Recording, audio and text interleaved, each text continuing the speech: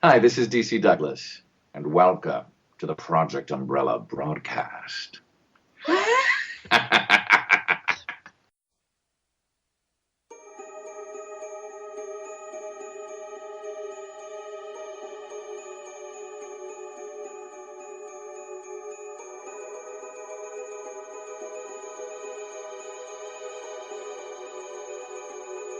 The backgrounds have started to age, and I would love Capcom to put this out in HD. I really would. I would play it endlessly if they put it out in HD.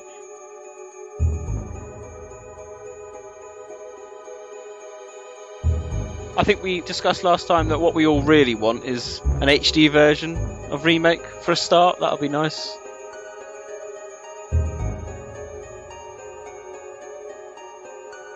Do you know what they should do just to wash away some of that bitter taste and get the fans back on side? Is just do a HD port of Remake. That would be nice. I know it would take a little bit of effort, but surely it'd be worth it.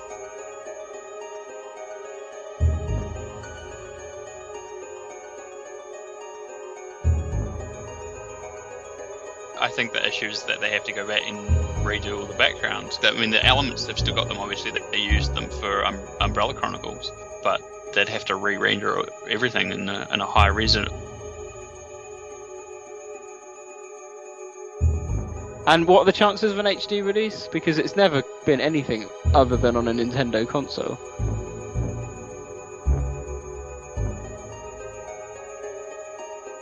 Actually, I think they could just redo all the pre-rendered backgrounds in HD since they have the 3D backgrounds already because of Umbrella Chronicles and stuff. All they really need to do is upscale, or just retexture, really.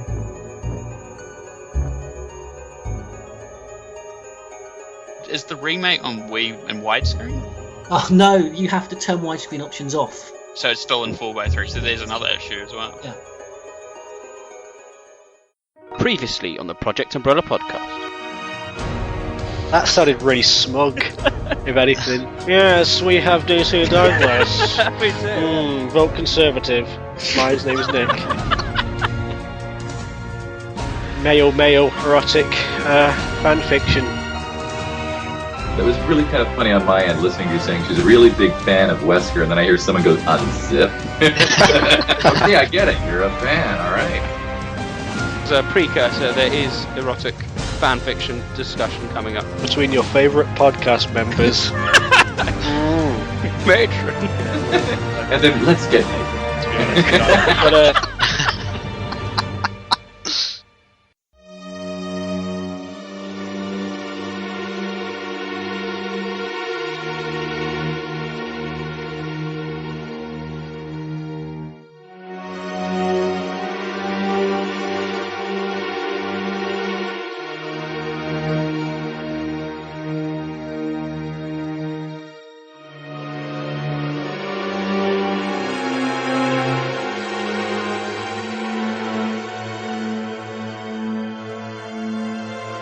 Project Umbrella.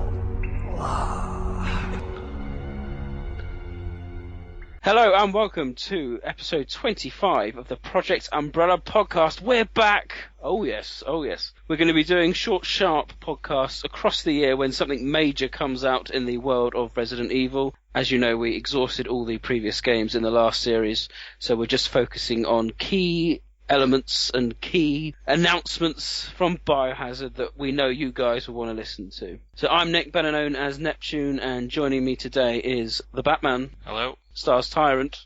Surprise! And Romby. Founder of Resident Evil A New Blood, and co-founder of Resident Evil Fan. With over 1,700 posts on The Horror Is Alive. With only 10 posts on the Project Umbrella forums. Well-known and popular Biohazard fan. One of the original Resident Evil legends and icon of the community. From New Zealand, it's Romby! Hello.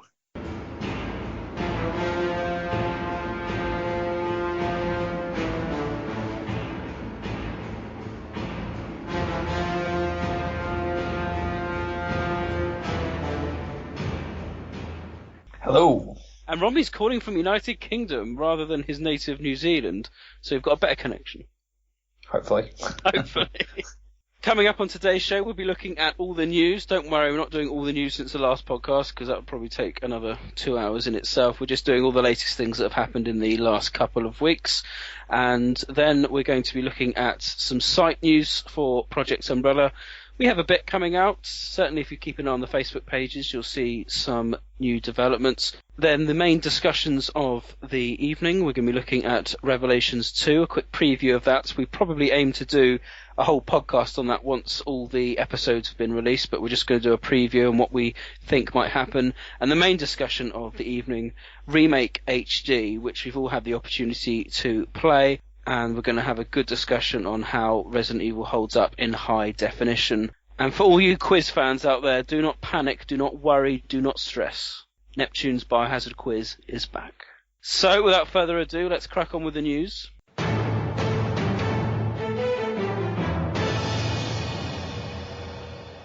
So the first bit of news, obviously, is that Remake HD's out. We're going to obviously have a big discussion about that. But the reviews, we just want to quickly touch on them, have been very positive. IGN gave it 8 out of 10, GameSpot 7, Video Gamer a very impressive 9, Game Informer 9.5, and others, Games Radar 4 out of 5, Eurogamer a 7 out of 10, Destructoid 9 out of 10, Bloody Disgusting 8.5, PC Gamer 8 out of 10, and Den of Geek 4.5 out of 5. So a very positive review so far. What does everyone think?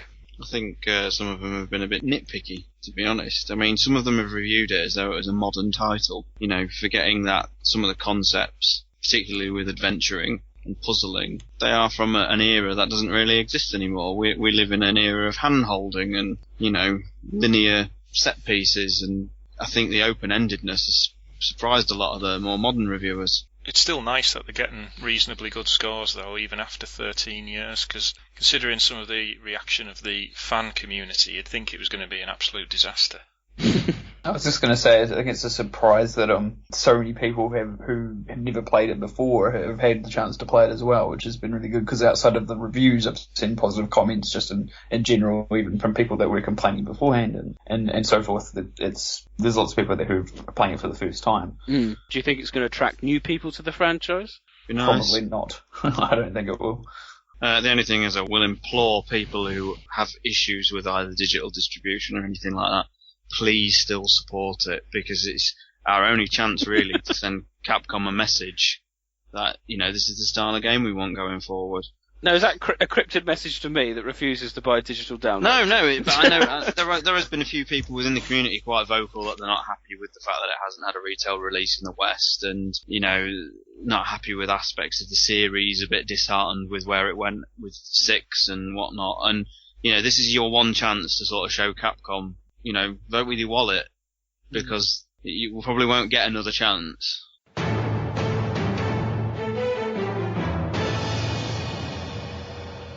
Moving on, obviously Revelations 2 is just around the corner, which came out a bit of a surprise, really, the way the characters have come back. We've got Claire back, and more importantly, Terrasave, which I didn't actually think we'd see again, so that's quite nice. And of course, Barry Burton, oh yes, back from his Gaiden adventures.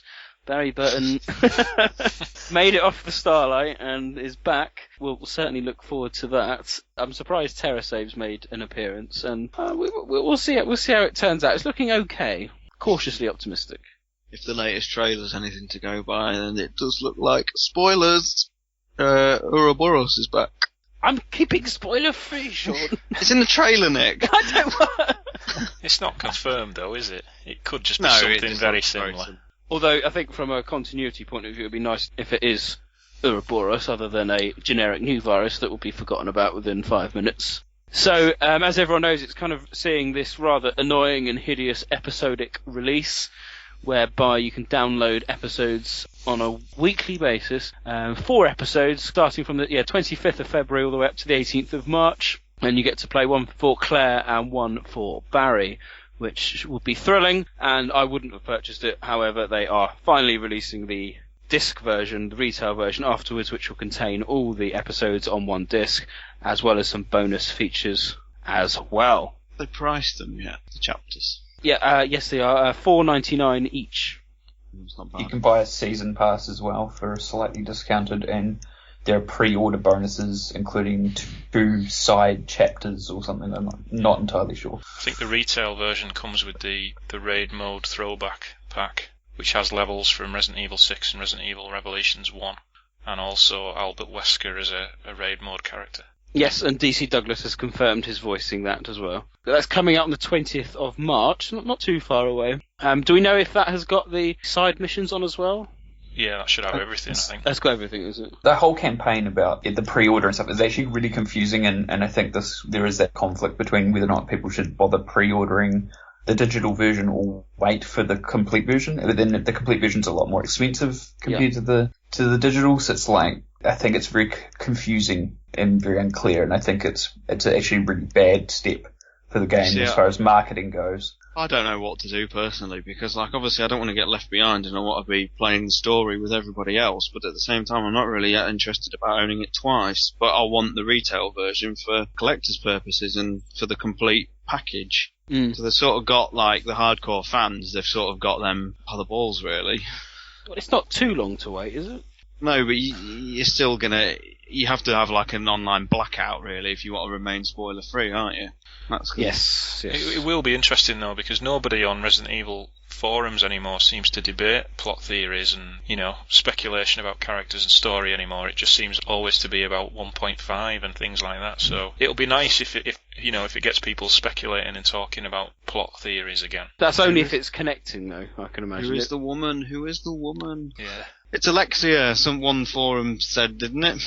No, it's obviously Annette Birkin. It was a new character. The thing is that, as we've often discussed on the podcast, is that so many of the stories are now so self-contained. Even 6 was pretty much self-contained. 5 was the only one that you felt was part of the overall story. So in terms of fans speculating, you kind of feel it's going to be a pointless exercise. Yeah, but that's Capcom's official reasoning for doing it anyway, other than the obvious financial gains. But they've said they want the fans to be talking about, speculating as to what happens next and getting excited for the next episode, that sort of thing, just like a TV series essentially. I'll talk about it later in regards to the preview event, but they did talk about this as well and putting in fan service elements that basically would be key for hardcore fans to kind of pick up and enjoy, and then hopefully people who may be a bit more casual might see or want to know what that is. Like, some of them might be a bit weird references that they wouldn't get if they don't look online, and it might start a conversation, but I don't believe it'll happen, but that was their idea. Okay, right. I remember doing that, watching Series 1 of the rebooted Doctor Who, and there was the episode with the werewolf, and it goes, from now on this place will be known as Torchwood. And I genuinely thought I was missing out on something about Torchwood, because I assumed it meant something from back in the yesteryear of Doctor Who, and I vividly searched internet trying to find something, and to my disappointment it was just a future hint to the new Torchwood series, but there we go. So whether they get it or not, I don't know. That's exciting.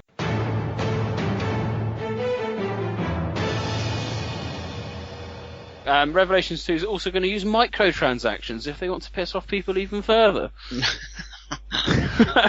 I think microtransactions are stupid, but at least the one thing is, in this case, they're doing it only for raid mode. Yes. And only if you want to buy extra lives, basically, which is just for lazy people. So, how many people actually play raid mode? Is it a popular thing? When the first one came out, I saw lots of people talking about it. They're obviously fans. I didn't really enjoy it that much, but I didn't play the game until it came out in the HD version anyway, so... Okay. I think Raid is pretty popular. They're pushing it a lot in the advertising for Rev 2 as well, even more so than the actual campaign. That seems odd. I mean, I'm not one for these online gaming, talking to people, it's just not my thing. But the only add-on game that I've ever found mildly enjoyable is the Mercenaries on Resident Evil 3. Yeah. And I've never had an urge to play anything that Resident Evil 5's clocked up, or Resident Evil 6, or... I'd just rather have a more detailed story, but there we go. I'd agree with you.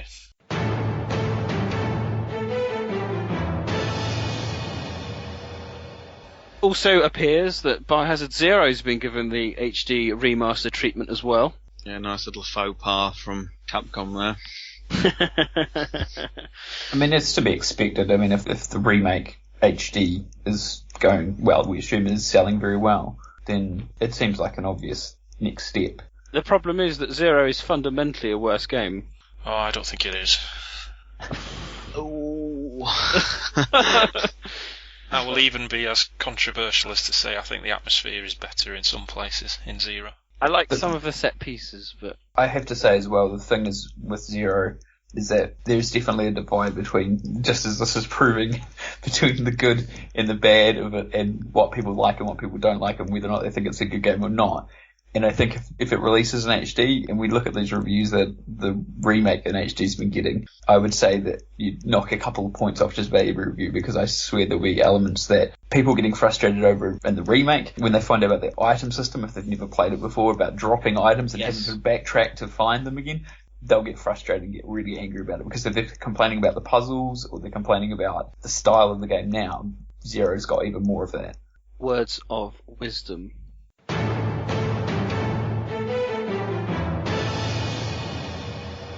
To keep up with tradition of probably having this in the news for every Project Umbrella podcast we've ever done, Mahara Desire is finally available in English. I think if we go back to episode 1 of the Project Umbrella podcast, we announce Mahara Desire. What a complete load of nonsense it was in the end as well, wasn't it? What a complete and utter waste of time. It's still from not inception finished. to release. Not finished. Volume 1 is out now in English. Oh. The remaining 4 volumes released now between now and July. It's just not worth it, though. It takes so long to tell you nothing. Oh, what was the character's name? Ricky? He's immune. So you don't need Jake Mueller. Well, he's not immune, actually. That was a mistake on my part. Oh, alright, there we go. Some news. Some news then. So, what is he? The translation I read was missing a vital page. That's my excuse.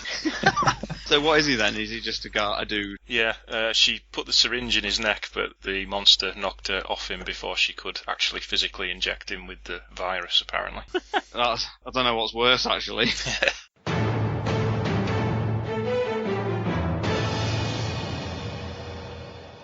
Resident Evil 7. Oh, yes. If everyone goes to videogamer.com and look on the Xbox 360 link for Resident Evil 6 news, you'll find there is a interview with the producer of, is that Revelations 2? Yeah. Yes, who has indicated that the next Resident Evil game, the numbered game, is going to blow our minds. But he says that without knowing anything about it. So take it with a pinch of salt. But the article is up on Video Gamer website. You can have a look about that. You can go to the Eurogamer.net website, where there is a wonderful interview with Kamamura, who was one of the producers of Resident Evil 4, and this talks about what we now know as Resident Evil 3.5, and our very own Welsh has made contributions towards that article, helping him fill in some of the details, which is well worth a read. Obviously he talks about the FOG version and all that.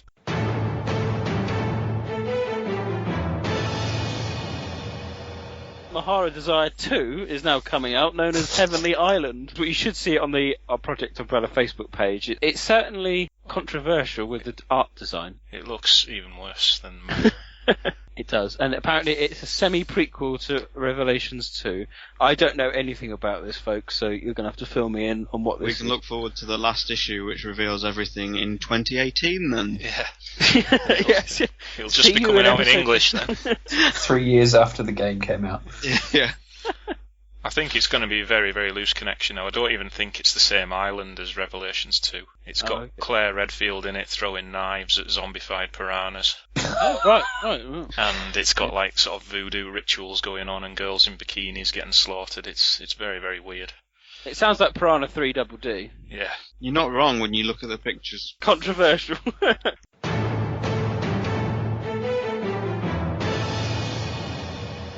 Let's move swiftly on to site news, I suppose, because that is on our...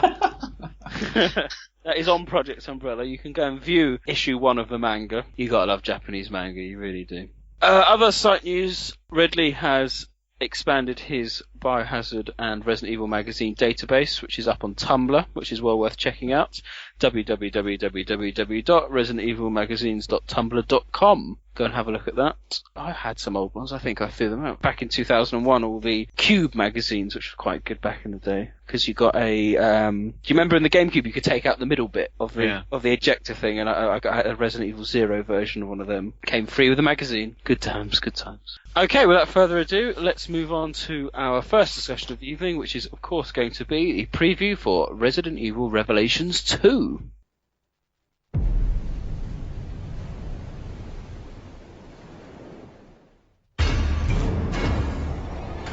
Tell me, what does it feel like to be afraid?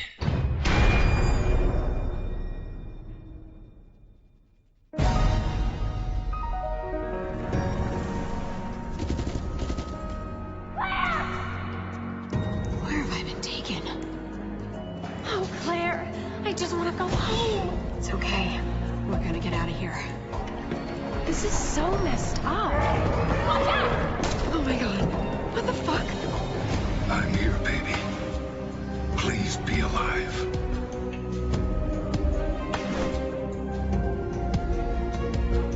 She got you just like she got my baby.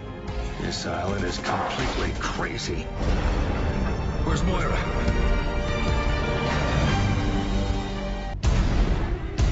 So much suffering. You don't even know what to be afraid of yet. Jesus, Moira. Biohazard. I think at this point we can hand over to Romby, who was very lucky enough to attend a Capcom press event which had Revelations 2 as a preview. What can you tell us, Romby?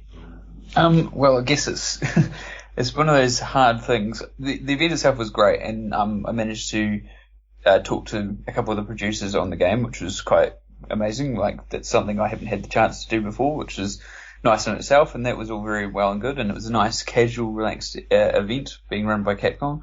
The game was being shown in two flavours. The single-player campaign from the start was being shown on the Xbox One, and they also showed the raid mode on PS4. This is where it kind of becomes a really difficult thing to talk about, because the single-player was what I could only call was quite rough around the edges. Like, it feels like a continuation of the franchise, and when I say franchise, it's like the sub-franchise that is Revelations. The best way that I've ever had it described to me, had a conversation with someone, is it feels like a haunted house. Like, you were talking about playing the first game, it was being stuck in that ship and being in tight corridors. That has definitely continued. It's lots of narrow spaces, lots of things attacking you and going between kind of tense moments and action moments. That's still there, but it's definitely a budget title. There's definitely not great graphics. There's this dark grain filter going over the game, and I still haven't been able to quite make my mind up on at least the single player campaign just from that preview, which is, I don't know if that's a good thing. I mean, I sat down with it for probably a good half an hour at least between a couple of sessions, and yeah, I still haven't been able to make my own decision on it. Raid mode was completely different. They'd taken the filter away, and it played pretty much like an extended version of the original.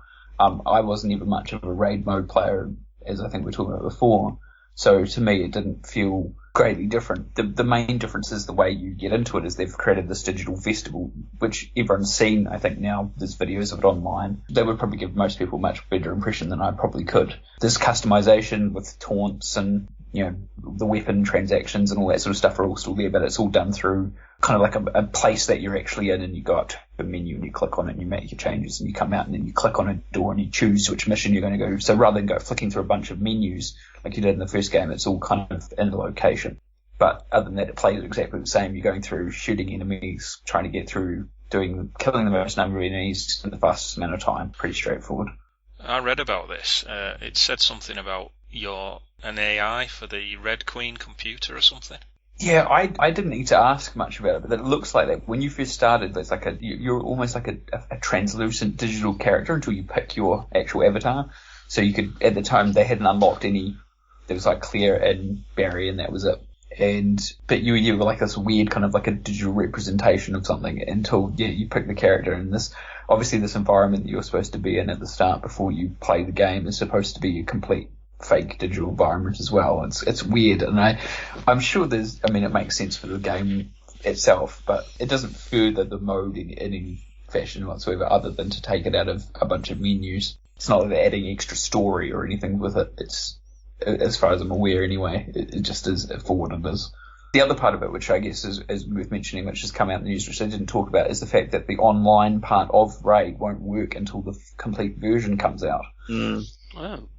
Yeah, they actually given a reason for that, other than it just to entice people to hold on for the retail or something. I don't know.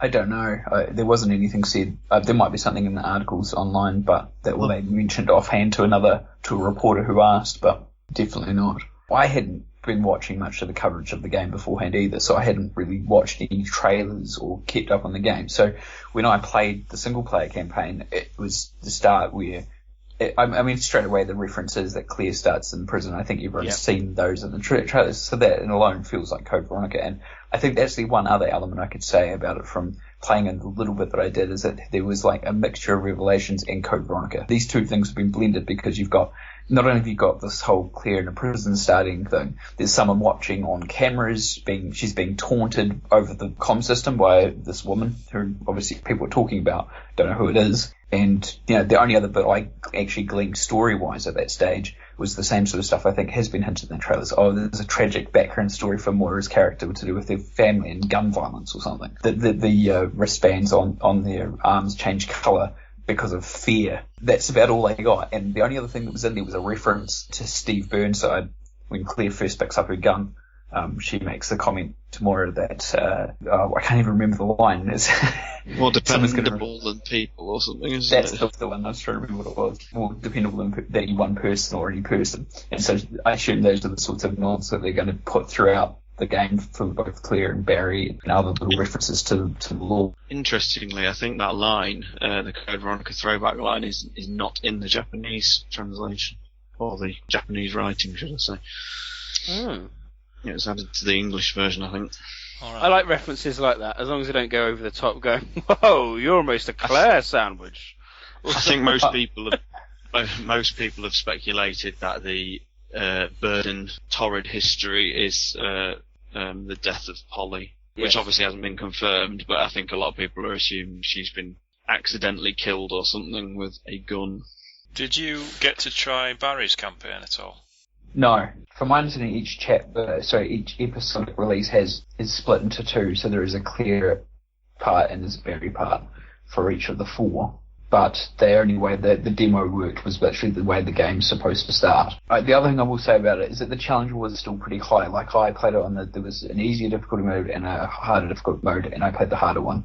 And in Revelations, in the first Revelations, there's always those little choke points where you get stuck in an area and a whole bunch of enemies would get released, and you kind of have to stand your ground and kind of fight them, or try and find a way to kind of escape while keeping them away from you. And that happened in the demo, and I actually got killed once, just because there's an area with all the prison cells, and so eventually you end up having to try and escape. Of course, all the prison doors open and all the monsters and the enemies come out, and so eventually I just got absolutely swarmed in a corner. The other weird part of it is there's these like kind of spinning blade traps, and I don't know why they're there for. They're kind of a bit weird. And they're part of this prison, and so I'm assuming that the idea is that they've been put in there by whoever's controlling the cameras, the voice system. I'm not quite sure why. We've seen a lot of islands in the Resident Evil series recently. Did it have whatever island this is called? Recently. Pretty much everything after Raccoon's been an island. That's true. Did it have a unique feel to it, or did you feel this was it too close to, say, Code Veronica, Sheena Island, or Rockville, or Benfic, or anything? It was like a blend. The type of prison is like very old style prison, and it's kind of more like something you might have seen out of Silent Hill than it would have been in Resident Evil. But it's an actual true prison in the sense that it's got like platform levels of like a cell block and like a medical ward and like all these things that you went through. It's quite rough. It's definitely got low budget. I just saw some comments today talking about the raid mode taunting system, the animations. They've actually just literally been lifted wholesale from Lost Planet. Like, they've recycled them animations because obviously it was quicker to recycle a lot of them anyway, and they've just changed. They've made tweaks, but a lot of them are exactly the same sort of things that were in the multiplayer for that. So there's obviously a time and a budget limit. So what that's going to mean for the final game, I don't know. I know some are saying that the low budget, rough around the edges will give it that charm that the first game had. I kind of think the interesting thing about it for me was one of the maps I played was an area from Resident Evil 6. And I'm playing this on PS4, and yet the environment from Raid that I'm playing in looks worse than the version did on PS3. Yeah, I've seen videos of that. The Adonia levels in particular look really bad. Yeah. So, I mean, there's rough giving it a visual aesthetic, but there's also rough looking really, really low quality. What's it going to look? What's it going to look like on PS3 then? I mean, maybe about the same, because I would say that the texture quality and everything's probably the same across the board, and I think that's probably, again, part of the budget. I think you're not going to get much of an improvement playing it on a new generation than you will on the previous one. Has it been designed for current gen, well, PS3, Xbox 360, and then upscaled to PS4? Possibly. It's probably a question I probably should have actually asked the producers when I was there, but I didn't actually think about that at the time.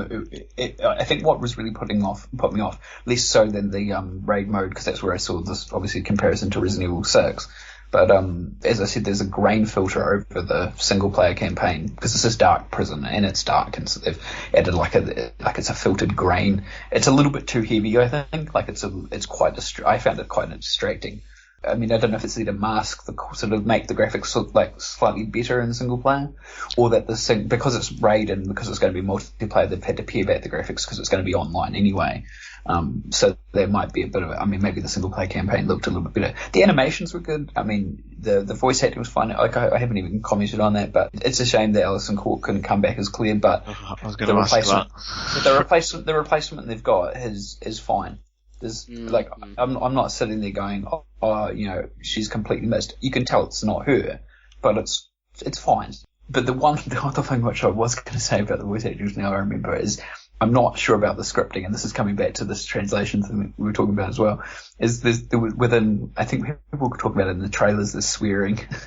There's some weird, yeah, exactly. There are some weird expressions. And I don't know if they're trying to if this is the way they're going to appeal to an English audience, but when I say English, this is, I mean, basically, a English speaking audience. I think the biggest problem they have with Moira is the fact that you have a young character who is foul-mouthed, in just such an embarrassing and cringeworthy way, and yet you have Ellie in The Last of Us, who manages to be, she's a foul-mouthed character, but manages to be still endearing and likeable at the same time.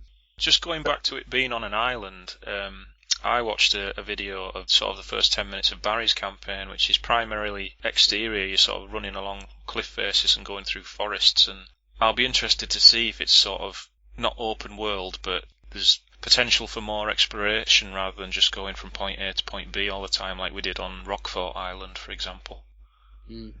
I was thinking that as well, because I thought, if it's an island, maybe and they've got these multiple stories, that maybe it'd be kind of like Tomb Raider. The Tomb Raider 2013 version was like a big island, and you had these areas that were bottlenecked, but later on you could come back through. But I kind of get the feeling that's not the way it'll work. It really is like it's narrative driven, and it's we trying to escape getting from point A to point B, and keep that kind of haunted house narrow focus going. I didn't get that feeling from playing it for sure. It definitely felt more like, go here, get this key, defeat these enemies, unlock these doors, go here. I mean, there wasn't any puzzles, so it was, again, much like Revelations, a lot of key fetching and so forth. So the thing is, though, I mean, if you on paper, it's everything that we've been asking for on these podcasts for many years. Scale back down. It doesn't have to be a high budget, not necessarily self-contained, but quite a creepy based. As you said, narrow corridors. Forest. I've been calling for Forest since ever, because I actually think it would be a perfect setting. And yet we're not as excited as perhaps we should be. It just seems to be so much recycled stuff. Like you talked about the animations being lifted directly from Lost Planet. What about the actual afflicted enemies? Do they just play like Magini with a different skin? Yeah, what are they? That's the thing. I couldn't quite tell. So when you first start, you get out of this first little prison area, and you come into this kind of open like area where you kind of have to climb up these. It looks, I don't even know what it's supposed to be, to be honest. It's like there's these ramps going up and you're climbing up this area, and there is literally bodies, like meat sack kind of things hanging from the ceiling, and it looks kind of a bit Silent Hillish. It was a bit weird, and like that's what the enemies are like. They're like humans, they're slightly deformed, but they've got things pierced through them, and it's obviously is a bunch of the prisoners because they were locked up in the cells, but they've been experimented on or something. I'm not sure what's going on. And there was one file in the game that I found, I came across, that basically just talked about keeping people in their cells and keeping an eye on them for 48 hours or something like that. But it had no real detail to it. So unfortunately, the playthrough I had didn't really give me any more indication. But the enemies themselves are kind of they're menacing in numbers, but they're kind of bland by themselves. They quite often, you find them standing kind of with their backs turned, but they do hear you quite easily. Yeah, there's no character to them, they just are an enemy at this stage. What was interesting, when the game was first announced, the producers came out and said these enemies weren't affected by a virus, but in recent interviews they seem to have changed their minds and said, yeah, a virus is involved. Raid mode had other enemies. They were like the equivalents of what you expected from the first Revelations. There was like a dog enemy that looked kind of like a version that's been this kind of afflicted kind of character, but of a dog. But that's it. Like it's the same sort of thing. So it is kind of going back to that whole recycling thing. It is continuing on a different level. It's definitely a different virus of some sort, or a mutated virus from what we've seen before. So they look different, yes, but they don't act drastically different. They jump and they do leap around. So it is more in that key of more recent games in some respects as well.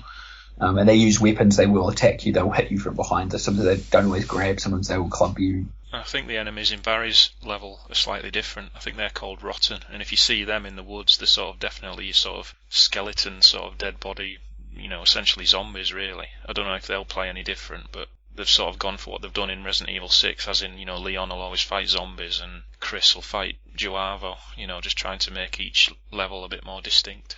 I wish they'd got Harry looking anything like he did in the remake. I know some time has passed, but God, it looks nothing like him. It's a different character. Well, it was interesting because I read some of them interviews that Biohazard France had done, and they said they actually consulted with the writers of Resident Evil 1 on how to evolve Barry's character, because we've obviously not seen him for so long. That's cool, though. Like that. I mean, good for the backstory of the character and stuff, and it might end up being that that's one of the most appealing things about the game itself, is that the game itself might be very standardized and very like what you expect, but the story will probably be the driving point to get you through. I mean, the other thing I did ask about as well was the episodic thing, because I don't quite understand the point. I really don't understand the idea of releasing it over 4 weeks, over an episode thing. You could just release the game by itself in one big chunk. It just seems so pointless to me. Like, I can understand when someone like Telltale does it with The Walking Dead, because they're still working on it and it gets released every few months. They have a plan that's still being developed, but this is obviously the story is written. They have the whole thing put out. Well, I was going to say weekly seems very odd, doesn't it? I mean, if it is monthly, even though it'd be longer in the waiting, that seems more feasible for a computer game. But weekly, as you said, just seems pointless. I took the PR person. This is an interesting question, because I said, how are people going to review this? Because they're going to have to expect to put up a review every week.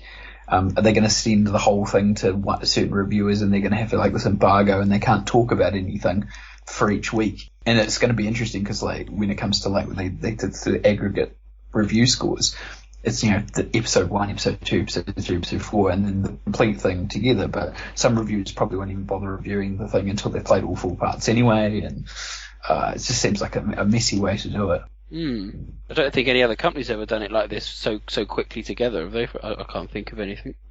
No, it's definitely this close together. It's definitely new. No one's done it before. A couple of days beforehand, and I'm really hoping this didn't colour my opinion too much, but CBX Freak wrote a Tumblr post with kind of 6 points of why he thinks that the game's not going to sell very well, and it's a really good read actually. He's really thought it through. And they're kind of the simple sort of reasons, like just sort of things where it doesn't look fun or inventive. It doesn't.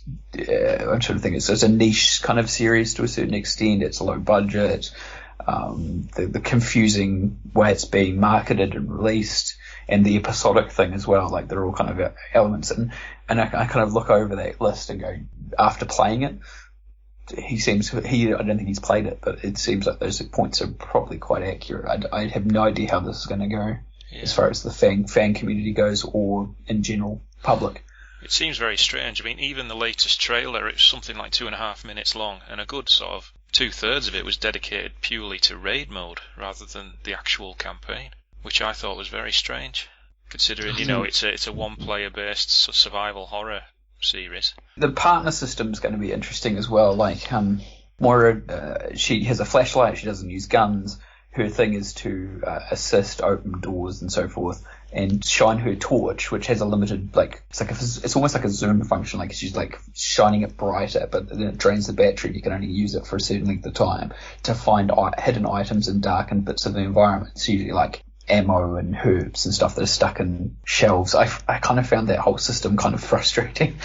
Rather than just being able to find items lying around or see them on a shelf, you've got to wait for like a little sparkle as you're walking past, where her flashlights, I mean, this is why you're playing as Claire as well, you can see them, but you have to switch over to her to be able to like highlight them and then pick them up. It just seems like a kind of obtuse kind of way to do it. And I think, much like we were talking about with Zero, this certain item functions, that's going to be quite frustrating, I think, in the long term. Is it more frustrating than the Genesis scanner in the first game? Because it's essentially the same function. It's essentially the same function, yeah. It's only because you have to switch over characters to do it, I think. Unless you could do it without switching characters, which I don't think you could. I think you had to get her to highlight it with her torch properly before you could actually pick it up as an item. At least it's more obvious in that the items will light up even when you're playing as Claire. Like, you'll walk past and Moira's flashlight she's holding will catch the light of it and it'll sparkle. And so you'll go past. But it's just that extra bit of having to then switch to the character, then get her to zoom in with the torch before you can pick it up. Whereas if it just like sparkled because her torch saw it, and then you go, okay, I can pick that up, it'd be fine. But because it would be like old school Resident Evil, you'd be like, oh, there's a sparkly item in the corner, I can pick it up. On the plus side, hasn't it been confirmed that items will not drop from enemies this time round? I didn't see any from enemies, so yeah, this is probably in place of that. That's good. The theories of the story? It's just this, everyone's speculating about this returning female villain because there's no real sort of suitable candidates. Because Capcom have made this cryptic comment of, you'll have to be a really hardcore fan to know who it is, but it's someone who's very important to the overall mythology. God, like I said, it'll be someone so minor that it's Rebecca. Yeah, or someone like that who's been a member of the family or something, you know. She went crazy after, Resident Evil 0 and started experimenting on prisoners using her medical knowledge. No, it's Barry's wife who blames him for Polly's death. Yeah. The glimpses you see of her, she looks a bit like Ada or, Carla Radame, but surely that's far too recent and too obvious. You don't have to be hardcore to know who that is. No. Who's left? Well, there isn't anyone. That's why everyone's saying, oh, it's Alexia, or it's Annette Birkin, or it's Rebecca. Manuela? Or Christine Henry. Yeah, Christine Henry or a female Alex Wesker. No. No. I'll say is Manuela? She's still alive. The voice sounds like it's an actress called Mary Elizabeth McGlynn, who is famous for playing Motoko Kusanagi in the Ghost in the Shell TV series. Having a lot to do with Silent Hill franchise as well. Oh, of course she is, yeah. Yeah, she's a singer, isn't she? Oh. Yeah. And voice actress in the HD version of Silent Hill 2. Do you think it sounds like her, Romby? Because I've asked her on Twitter, and she doesn't reply to anyone who asks that question, so that kind of tells me that's... If it was her that I heard over the speaker system in the game, and I'm assuming that is the case, I could believe it was her, yeah. But at the same time, I'm not 100%. Like, it sounds like a voice that she would do, but it could be someone else, and I wouldn't know otherwise. You've got to remember what Capcom would consider a hardcore gamer to know. Well, this is it. I'd be surprised if Capcom knew who Christine Henry was at this stage. Exactly. There's hardcore, then there's nerd. But if it is her, I'll be impressed. Yes. It's funny too because you say this, and I think even the producers kind of know that there are like not just hardcore fans out there, but like super hardcore fans who do know these facts. And I think they aren't trying to target that level. I think that's too far. So I think you're probably right. This is the problem with the fan base, that we get so excited, don't we, about who it could be, and every time there's a new mysterious character. It's got to be someone that we know. It's got to be Ark, and it's, for Christ's sake, It's Ashley. It's Ashley. Yeah. Mind you, people have been speculating about Ark Thompson as well, because of course they have. There's a list of if you watch the intro sequence, there's a list of TerraSave members, and there's a name Thompson written on it. Yeah. Is that? Yeah. I think it's just fan service again. It's another one of their little nods to. Can you remember when the first picture of Buddy came out? Oh, yes. Damnation. Even I started to believe that it could be real. It's got Billy Cohen's quiff. Something's going to change. Where are you, Ark? Oh, dear. But I mean, if you think about it, if it's a hardcore custom that a fan would know, a hardcore fan, I would think it was probably Ada, and Capcom would consider that to be hardcore. Because she's, I mean, I wouldn't be surprised. I wouldn't put anything else other than that. If it's anyone more intelligent than Ada, then I'd be impressed. I'd say it has to be on the level of you remember the original teaser that they did with the live action, and then later, just recently, they went through that list, and I think that's the sort of thing to that level, because that's what they're marketing it towards as far as hardcore fans go. So if you're able to pull out most of the stuff in that video, then you're probably the sort of thing, that's what they're referring to, that sort of level. I think that's where the sort of female Alex Wesker thing came from as well, because if you look at that teaser trailer, there's a woman in like a white business suit that sticks out, and she's wearing sunglasses, like a reference to Wesker. You know, a few people picked up on that. It could be absolutely nothing, but she does seem to stick out from the background. She wasn't listed in the list that they just recently published, because I know they published up the list of all the actual references, and she was not on it. Yeah, but I remember the producers, they originally had doubts about that trailer because they said there is some major spoilers in there. So there's stuff related to the game that hasn't been shown. I've just seen this list, Nick. I reckon you know. This is it. You know, is the first name's just cut off from the side of the image. But there's another one in there. I think they've confirmed that Gina Foley is Rachel's sister, or they're related in some capacity. Oh, nice. Connection to the first game, then. The female from Revelation. Boobies woman. Hey, and we have a Spanish person, you know, called Pedro. Pedro Fernandez. There's a spoiler that I know about that already, unfortunately, from looking at the trophies list, which I shouldn't have done. I think there's like other members of TerraSave that get captured as well, and they sort of make up the rest of the NPCs.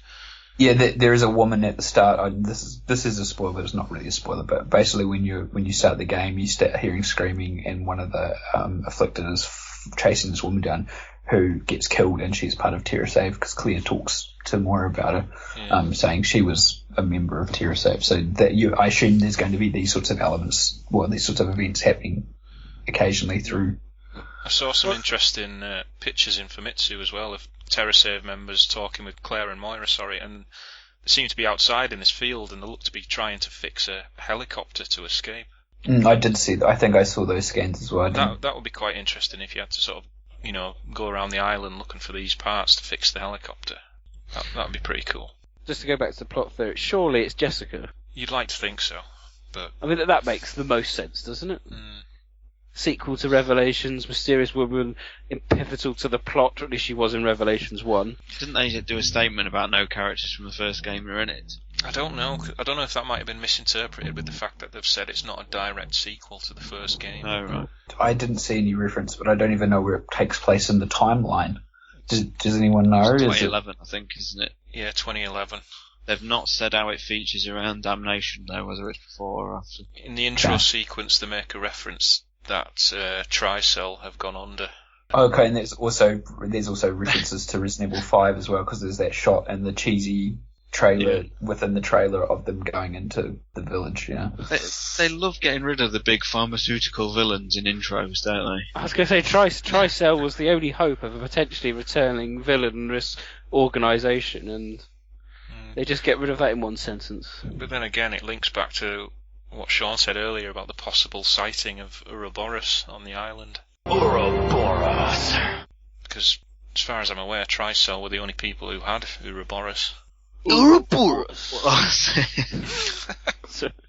There's just, I mean, when we did the series playthrough, Revelations stood out to me the most in terms of just how much I don't like it as a game, really. It's certainly my least favourite, and yeah, that includes things like Survivor, because Survivor's epic. Doesn't gel with me, Revelations, for some reason. It, from the episodic content to the style of gameplay it has, like what Romby said about bottlenecking areas and then chucking loads of enemies in.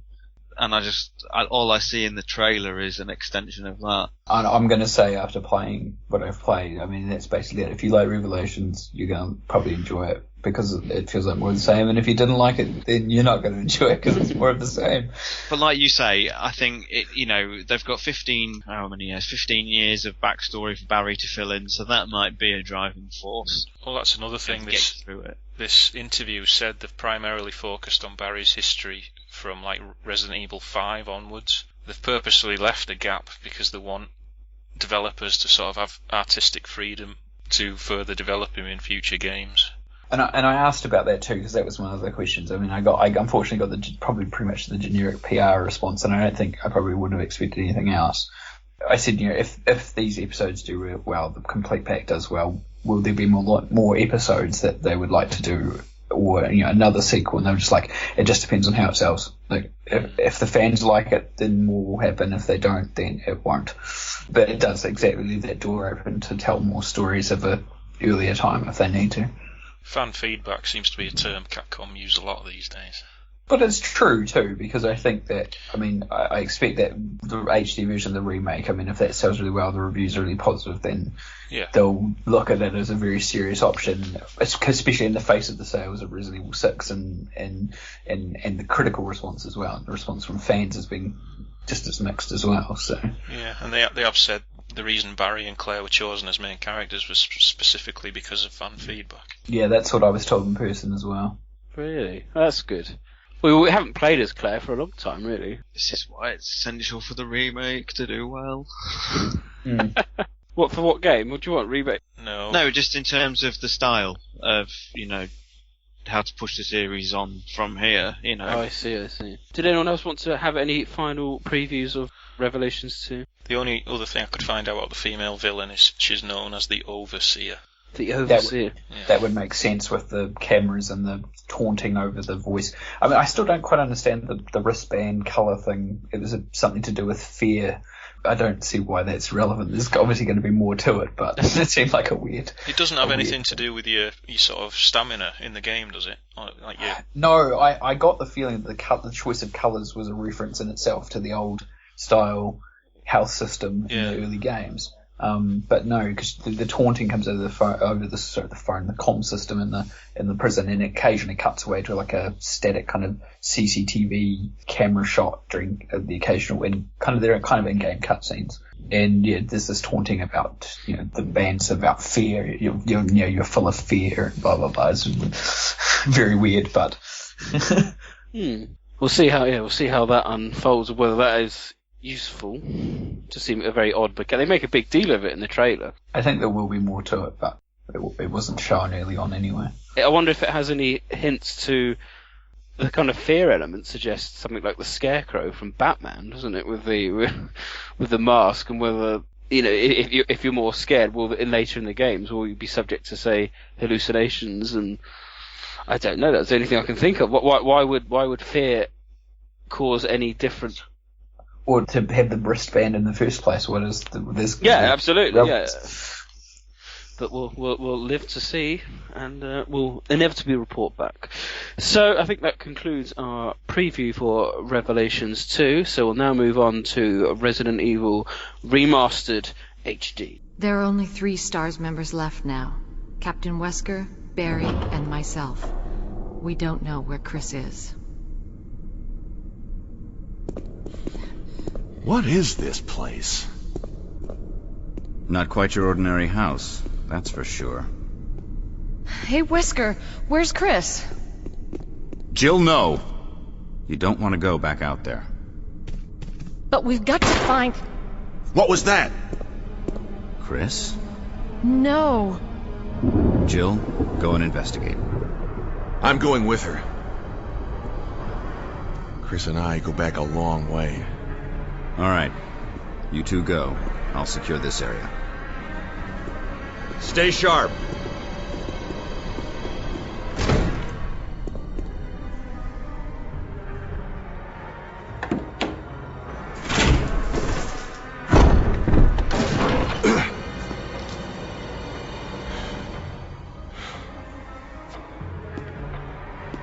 A dining room. So this is the HD re-release of the GameCube's Resident Evil, which itself was a remake of Resident Evil from 1996. Now available, as I said, in HD. What was everyone's brief impressions of the game first? We'll start with you, Stars Tyrant. Well, I mean, if anyone's been on the same sort of forums I have, they would know how vocal I was about how poor I thought this port was going to be. Just going on past history of Capcom, I thought it was honestly just going to be a cheap upscale, where they would literally just take the old backgrounds and just port them into 1080. Playing it, yeah, they've pretty much silenced me. I think I got the PS3 version back in November. I got it imported through PlayAsia, and I thought that version was good. But playing it on the PS4, I'm actually quite surprised how much better it looks in 1080. They've done a very, very good job with this. And every time I think I'm done with this fucking series, it manages to find a way to claw me back. And yeah, playing it again is exactly how I remembered playing it back in 2002. So it kind of actually wasn't just like replaying a game again. It actually put me back in that mindset. It was very special to play it again, to be honest. Romby? Well, I've got the PC version, and it actually took me a while to get it to actually work, which is a slightly difficult problem. And I wasn't the only one. So there's lots of people talking about online about how it was. You'd put it on, it'd be fine, menus would load up fine, and then you go to start the game, and the frame rate was horrendous. It was like 10 frames a second, it's chugging along, and you're like, what is going on here? And you go into the menus and you try and change it, 30 frames, 60, variable, nothing, just completely changed. So it took me a couple of days to actually even get it working, and yeah, after that, fine. And PC settings are amazing, like putting up to the maximum resolution is absolutely stunning. I've tried to keep it in the 4x3 mode because I'm such a purist in that sense that I'd play it in the original mode. I haven't actually managed to finish it because I haven't had the time, unfortunately, because I had up so much of my time trying to get it to work. And then I actually had to change some hardware settings to get it to work. It wasn't actually just the game's problem. So I managed to play about a quarter of it.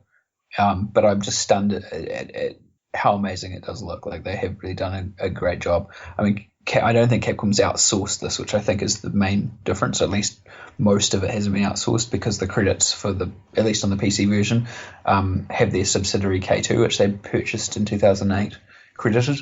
So it means that basically they did it internally somehow, which may explain the major difference between this and other ports where they've outsourced it. But yeah, stunning. What do you think to 60 frames a second, Romney? Because it's divided people, but people who do prefer it say it's going to be hard to go back. I think that's my response too. Like, I started playing at 60 because I chucked it on variable because that was the only way I could actually get it working even after I did my hardware fix. Funnily enough, I found the solution. The same problem affected the PC port of Resident Evil 4, the most recent one, I think. Because I've done twice, obviously. Because of the way the game had been made and the way it had been ported, it runs at a certain frame rate and it runs at a certain speed based on other performance issues. And I could actually notice the difference between 30 and 60 when it was slow. And I can, now that I've actually got it working properly, I can see the difference between 30 and 60 quite clearly. And I don't think I could go back to 30. I don't know what it would be like playing the PS4 or PS3 version, because it's noticeable, especially at first, but it's definitely much smoother. Batman?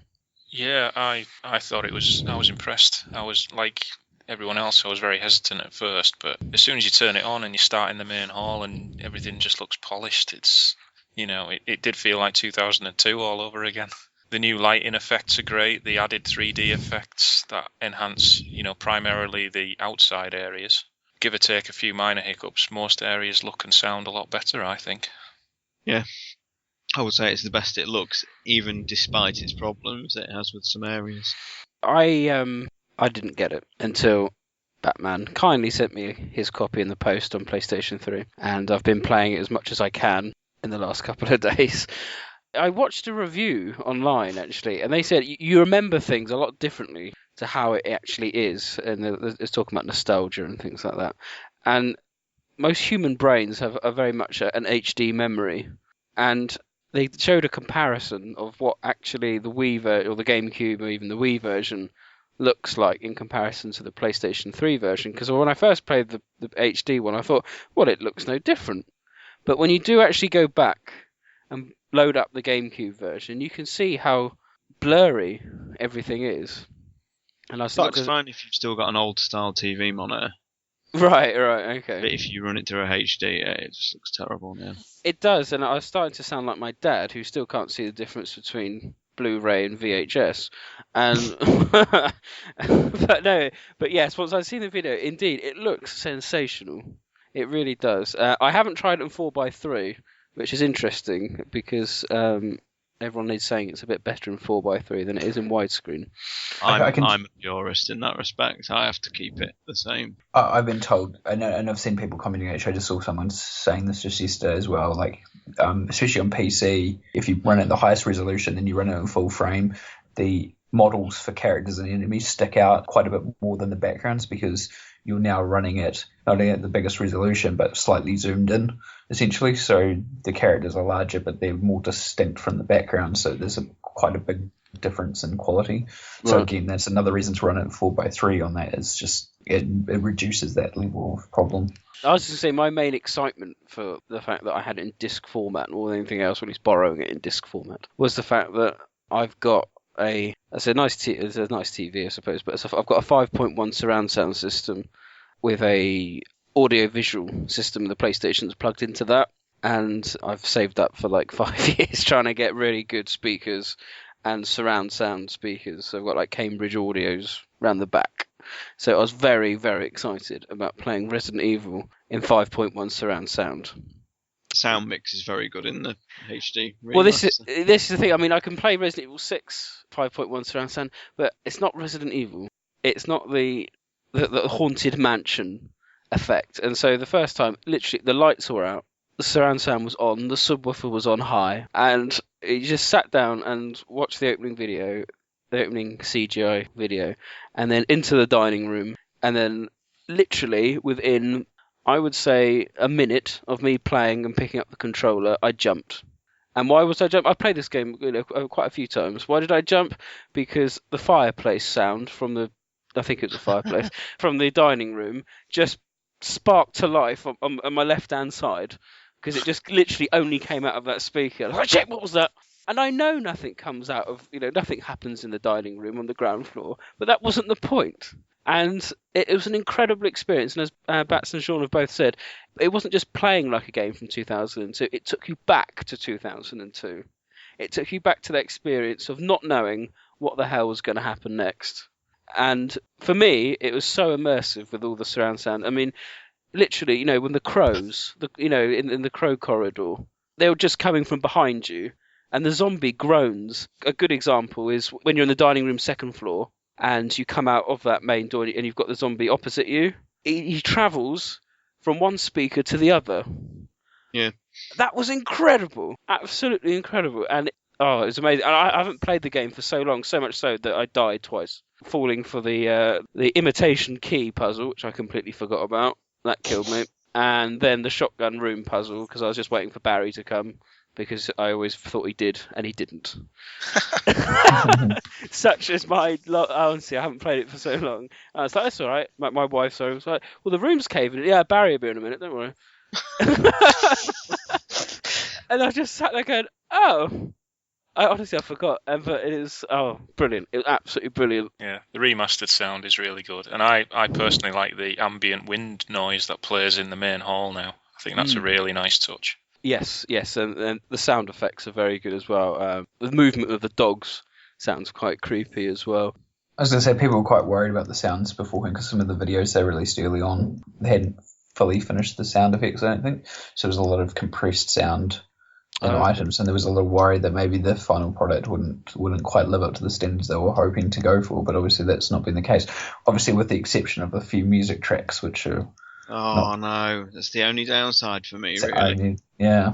I'll be honest, I haven't got very far because I've had time. I'm going through it at my usual snail pace, even on good old easy mode. What soundtracks have changed? There's 8 or 9 tracks, and they're the original tracks, but they've just been pitched incorrectly, and so they sound sped up or distorted, and they're there. They could probably be patched correctly. There have been people doing it for the PC version have corrected the audio files, but the console versions still suffer, unfortunately. I only noticed one really, which was the music that plays when you meet Rebecca in the infirmary. I think that's the one that most people notice. That's the one. most. Yeah, that's the one that stands out. But things like the second guardhouse music, I think sounds better, slightly sped up. The lab was off-putting for me. The first track in the lab, I think it's lost a little bit. Is it a bug or is it something? It just seems like an oversight. I mean, it might be a bug, but it just could be an oversight of the way the files were made. But it can be easily fixed people were patching the Xbox version and PC version. People can just replace the files with corrected ones in it, and it's completely fine. So I don't think it'd be a very hard thing to fix. But whether or not they want to release a patch for it, just for one thing, it's probably not going to happen. Not for that sort of size. What I found interesting, this is the first time actually on PlayStation, or certainly PlayStation 3, that I've played with the old-fashioned tank controls. I found it weird that Square wasn't run, things like that. But that's just because it's old. And then just through exploration, I found that there's a new control system with the analog stick, which was horrendous. I personally prefer the old style tank controls. I think they're more coherent, going through camera angle changes and everything. You always know up is forward for your character all the time. The new controls make the game a lot easier because, and there's various reasons for it, but the main reason is the way the animations work as well in response to the turn of the characters under the new controls, which actually makes the game, especially fighting enemies, much easier. Oh, okay. I might try that. But I agree with what Sean just said. Because of the way pre-rendered backgrounds work, that the tank controls are perfectly suited for that environment. And I was going around in circles the first time. I was like, what the hell? Trying to use analog stick. I remember playing things like Devil May Cry and even I think God of War still had that sort of controls where you push in a direction and the camera changes, and then all of a sudden you're going the opposite back the way you came from, or turned around if you don't let go of the stick or something like that, or if you accidentally do let go of the stick and then push again thinking you're pushing in the right direction. So I can easily understand in pre-renders that just it's not an easy thing to deal with. One nice thing they did add to the controls was the quick reload function. Yes, love it. Yeah, really do love that. Even though I always press the fire button to reload and waste a precious magnum bullet. I didn't find there was too many problems with some of the lesser quality areas. The Aqua Ring probably does stand out the most. There's some compression artifacts, but it's still not that bad. And I think the PS4 version, I should say the PC version, is the same. All the aliasing problems that the PS3 version had with the birdcage corridor clearly looking actual 3D is nearly all but gone in the 1080p resolution. That's definitely the case in the PC version as well. It looks pretty sharp, and you've got 3 different filtering options as well. So even if you look at the right insert filter and it does have some in it, then you can change to another one and it reduces it even more. But of course, obviously, it requires more performance power if your PC is lacking. Is there any improvement to the Aqua Ring on the PC? I unfortunately haven't got that far, so I'm only still just getting to the end of the mansion section. So which is a bit unfortunate because I actually wanted to see how bad it was with my own eyes because I have obviously been reading everyone's comments. It's obviously one of those things that they've had to make this compromise because I think it was one of those areas that probably should have been completely redone in 3D, but was probably going to take a lot of time and effort. And so they've tried to go, oh, this is the one area we may just have to leave. It's still not as bad as some people are saying, though. Yeah, it's not a disaster. It's got like a green tint to it, and all the lights are very saturated to sort of block out some of the ropier details. But it seems to be like the areas where there's water, like dripping water, and like sharp reflections, they're the areas that seem to suffer the most. Like there's certain sections in the underground caves with water running down the walls that seem to stick out. I was going to say, I think even in the original GameCube version, certain areas like that were never the sharpest anyway in the version they had. So, I mean, I might be wrong because I know that people have ripped a lot of the backgrounds from the original GameCube version, but I'm pretty sure I remember those sorts of things in the original to a certain extent as well. So if you take those originals and are trying to now put them up to a much higher resolution, it's only going to get much worse. So that's probably not surprising. The only other thing as well is that some of the garden areas are actually completely static now, save for a few bits of grass and foreground branches that move. Like the graveyard bit where you have to put the arrow in the gravestone. The trees in the background are static now, whereas on the GameCube and Wii they were slightly animated. Because the whole environment's now 3D, isn't it? Yeah, and they've just added some foreground foliage and made that move to give you that impression. A lot of the outside areas do look a lot better, though.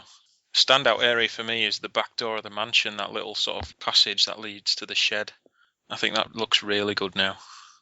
The only one I'd seen beforehand, because I went to the London Comic Con and they showed a little bit of the game on PS4, and they showed the outdoor area just beside the area where you get the shotgun, where the dogs are outside of the fence running back and forth to jump over the fence, and that looked quite nice. Going back to the camera, do you think the new camera works or not, the 16:9 view?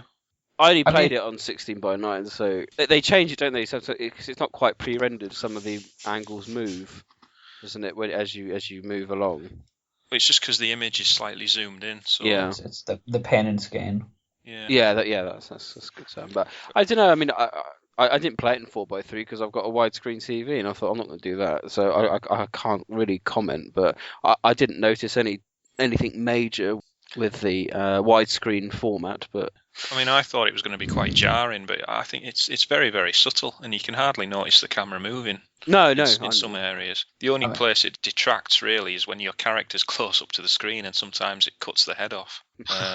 But the zoomed-in image, you could pick up some sort of details in the environments that you couldn't pick up before, like the scratched-out faces on the paintings on the staircase. You can really see them now, whereas you couldn't really in the original version. I also never knew that there was two little figurines by the dining room mantelpiece. There's like two little, I can't even describe them, but they're just like robed figures.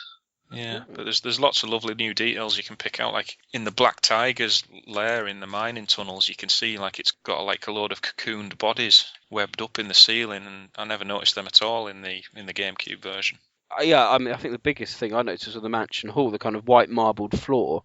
It was just sort of kind of white marbled, but actually you can see the kind of black texture lines within the marble, and that was something I never really noticed the first time round.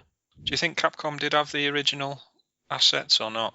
They must have had some, because they were able to remake the areas in 3D for Umbrella Chronicles. But was that not a patchwork job? Because if you look close at some of the textures, they're completely different to the GameCube version. Yeah, I was talking about this over on the Horrors Live a while back, because some of them obviously look like the same sort of assets and some of them don't. But then there was also the pachinko machine that they used to make cutscenes from as well, that someone brought up. That had new scenes made in the environment. So there's obviously some assets around, but maybe they just don't have a complete archive of the 3D environments they made for the game originally to take the pre-renders from. Because, I mean, what rooms are fully 3D? There's the crypt, isn't there? The birdcage corridor room, the tiger statue room, and the power maze room, the second one with the sort of red tint. Is that fully 3D now? It looks like it is. I'm not sure about the power room, to be honest. I didn't notice it, which means it must have been a good job. I mean, it looks good. I only noticed it when you put MO disc in the terminal thing, because when you do that with the other two, it gives you this sort of like oil painting effect, and it looks quite bad. But in that particular room, everything's nice and smooth. I guess the other thing about it is like you look at the birdcage room. I think what they've done is they've taken the original pre-rendered shots and being able to pull certain textures from it and reuse those textures just from the original pre-renders, like the wallpaper and stuff. And the rest have just been replacing textures or things with stuff that looks like close approximations as much as they can in 3D. I mean, I've only seen the ones from the mansion, so I don't know if that extends beyond that. So, because I mean, I don't really know how all this works, but as I understand it, the camera angles from the original are essentially just photographs taken of a 3D image, aren't they? And then compressed and layered with sort of 2D effects that create like the moving grass and things. Is that right? Yeah, there's a video that they put up. I don't know if you remember, but when the game was about to come out, so between kind of sometime in 2001 and 2002 when it came out, every week they'd put up a video about a part of the game. Yeah. And one of the ones they put up was a fly-through of certain environments in the mansion in 3D. So it shows you the environments. I'll see if I can find it. You can post it. I remember it. Yeah, it was fantastic. With the podcast, but it's a really good video, and it basically shows you how they would have made the environments fully in 3D and then chosen the camera angles in the environment and then taken the angles they wanted. Because they would have had to have been quite compressed to fit onto 2 GameCube discs, would they not? Yeah, but then again, this is the difference. There'd be original high-resolution assets that they took of those stills, but there probably would also be high-resolution assets of the original 3D environment somewhere, but that's only if archives were properly kept, which, given other companies' histories of not keeping good archiving, probably not. So all they've done really is upscale the backgrounds and replace the 2D effects with 3D textures, like the candle holders and things. Yeah, I mean, but the original would have had, for those animations, they would have made those 3D environments with like 3D elements that were animated and then taken either a video or a series of stills and stitched them together to make the animated backgrounds. But for these ones, instead, because it's so hard to, that's what they talked about in the developers' videos, they couldn't reuse the animated environment frames because they were so low quality that's why they replaced them in 3D. And so they've just basically, that's why certain elements as well have been replaced even in the ones that are still the original pre-renders, because they were better quality than having a pixelated mess close to the camera. Because I noticed they've changed the body of the researcher in the guardhouse, haven't they? The one who got poisoned by the wasps. He's now a fully 3D model, and you can actually play as him. I've seen PC mods where you can actually play as that character now. yeah, I saw that as well. Oh, yeah. Brilliant. And his head's all inflated and, bumpy because of all the wounds. Oh, that's awesome. Another difference, I suppose, we have is the fact that you can play with Jill and Chris in their BSAA costumes, which was quite nice. Yeah, and you can select costumes from the outset now. As in, once they're unlocked, you choose them from the menu. Could you only ever change if you went to the closet? You couldn't ever change them from the menu in the GameCube, could you? No, you had to go to that closet, get the closet key, didn't you, and go there. Okay, so we kind of touched on, I suppose, the technological side of things. What were the negatives that have arisen out of this? The sound is obviously an issue. The loading times, the saving is just horrendous. Nearly everything it does, it's one of those Capcom games, and if you've played many recent Capcom games, they're absolutely terrible. Like the fighting games, they save the fact that they've loaded. It comes up with a loading screen, then it saves the fact that it's shown you the loading screen, and then it gives you a note about how you shouldn't turn your console off while it's saving, and shows you the icon while it's saving, even after it's saved. I mean, this was the thing when I was going through the problems of the PC version, getting the frame rates. One of the other problems, which is a known error as well, is that sometimes you'll go into the options menu, you change your options for your video settings or whatever, you go to start the game. Of course, in this case, the game's not running properly, so I'd quit back to the main menu, go back into the options, and then when you went to go change something, there would be an application error because there's some coding problem with it, where you can't make 2 changes in the same thing, and so it would crash. And so every time I was loading it up, I was now sitting through the Capcom logo, skip that. Then the zombie would rise up from the thing in the Dawn of the Dead homage. And then you'd decide skip that. And then the title screen would come up saying press any key or push any key. Then it would save. Then it would tell me about saving. It would come up to turn the PC off or whatever while this is on. Then I'd hit OK on that. Then the menu would come up and I'd have to go through the whole process again and again. So I mean, this is back when I was trying to change all the filtering settings and how the frame rates and stuff. I mean, there are problems obviously with the PC version, and as I found out, it's not just related to this PC version of this game. It's related to other versions of ports that Capcom's done in the past. So there's obviously some sort of optimization thing. Yeah, it's weird, and I don't think a lot of people just fixed it by changing it to variable, and lots of people were like me and couldn't. I just managed to find another way to fix it, but I don't know if that'll work for everyone else. There's probably lots of people out there who probably bought the PC version and still can't play it.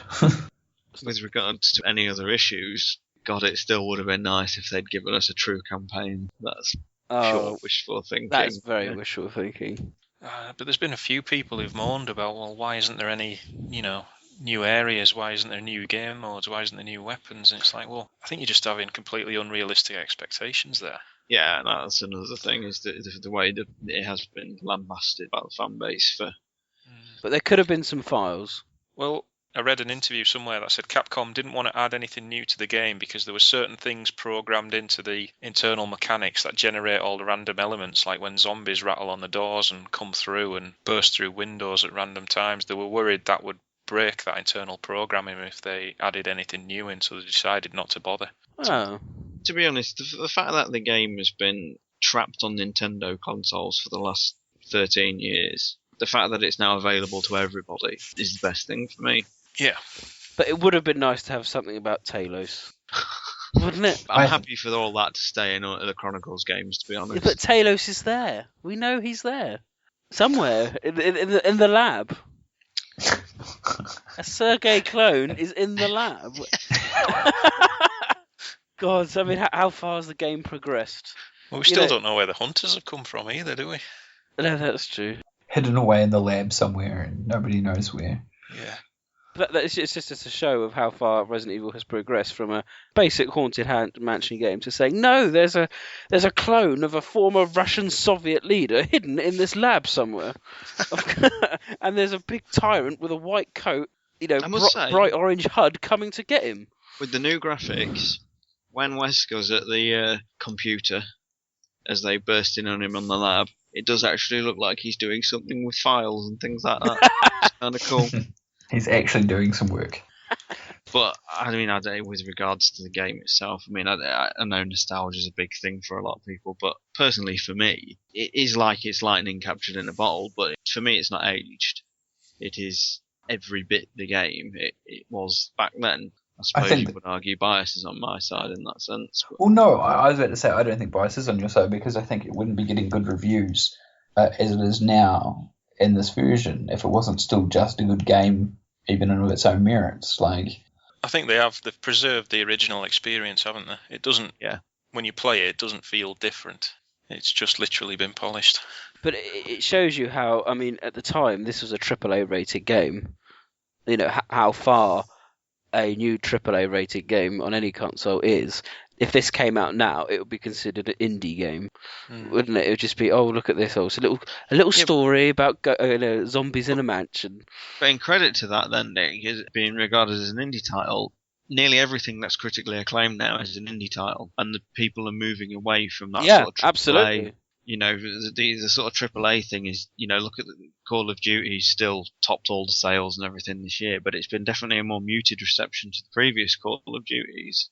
Well, I had the misfortune of watching YouTube, and a trailer came up for the next expansion pack on Call of Duty, and they were advertising zombies with jetpacks. And I was like, what on earth is this? I hadn't actually paid any attention to that. That sounds ridiculous. That's right. I didn't know. It's Advanced Warfare. Okay. Well, yeah, I guess it makes sense in the context of the game. They're like, well, we're going to add the zombies mode like we have to the others, and now because we've got this futuristic game where you can run on walls and all this sort of stuff, the zombies have to be more advanced too. So what can we give them? Jetpacks. But yes, no, you're right. That's the hope. Then I suppose it's all by remake, so we can get another game like it.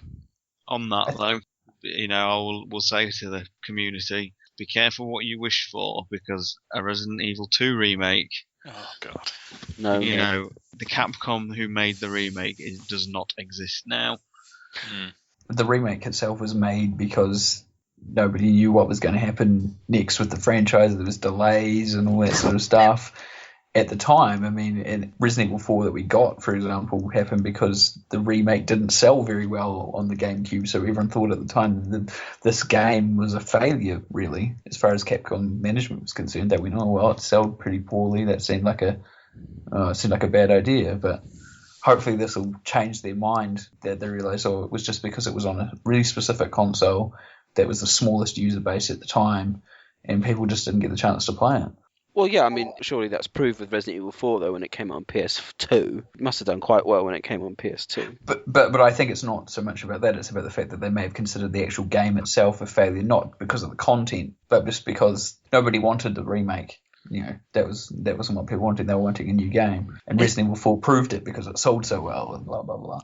It's tough, though, because I think after Resident Evil 0, the series did need to kick up the boot in terms of moving forward. I think... I'm not saying Resident Evil 4 was definitely, obviously, a wrong thing to do, but more that they just didn't... Because the remake sold not very well in 2002 on the GameCube, that they'd made a wrong decision with even making it. And that's probably maybe another reason why it's taken so many years for a port to actually appear as well. That everyone's like, well, that never really sold really well in the first place. I don't think there's any real reason to release it again. Yeah, I really wouldn't want to see a Resident Evil 2 remake. In my opinion, it's as good as it's going to get already. I think the only way it would work if it was literally a shot-for-shot remake, and they just kept all the exact camera angles and made it a literal remake. That's the only way I'd accept it.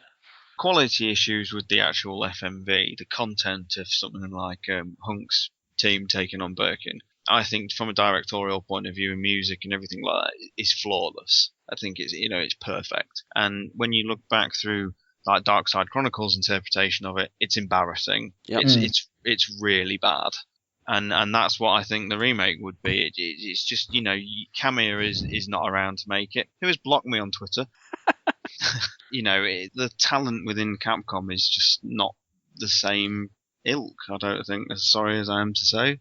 You say Dark Side Chronicles' take on it. What about Operation Raccoon City's take on it? Exactly. I know that was outsourced, but... That's the fear, isn't it? It's not even just that fear. It's just that you know that no one can recreate. I mean, the remake in itself is different than the PlayStation original. Yeah.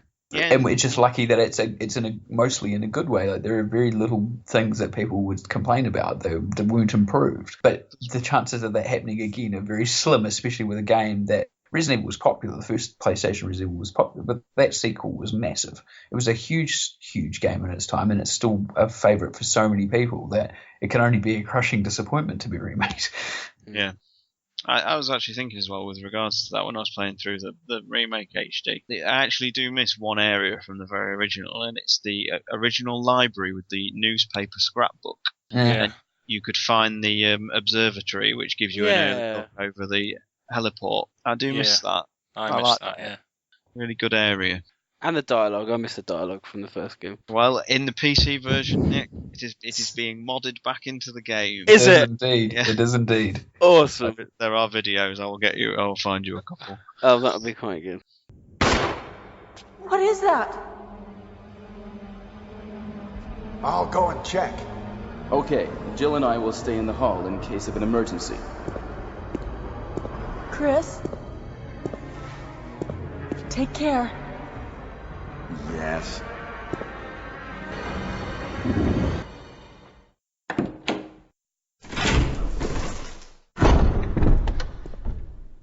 Chris, investigate if you hear any gunfire. All right.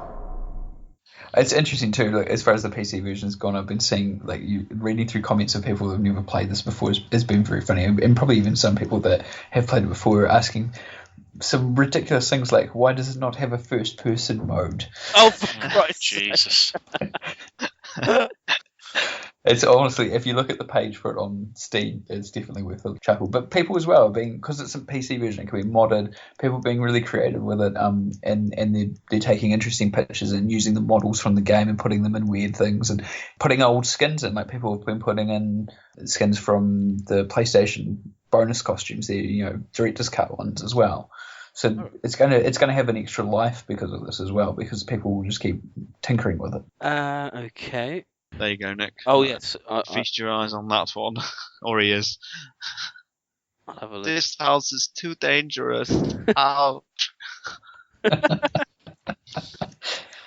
As a side note, it's actually nice to have a version of Remake that plays at the full speed as well, because if you play the original PAL version, the characters run in slow motion, and Peter Jessup's Wesker speaks so slowly, he sounds like he's stoned. You can force 60 hertz on it to speed it back up. But And what was nice is that whenever I win the Euro Millions lottery, I can see how my future main hall will look.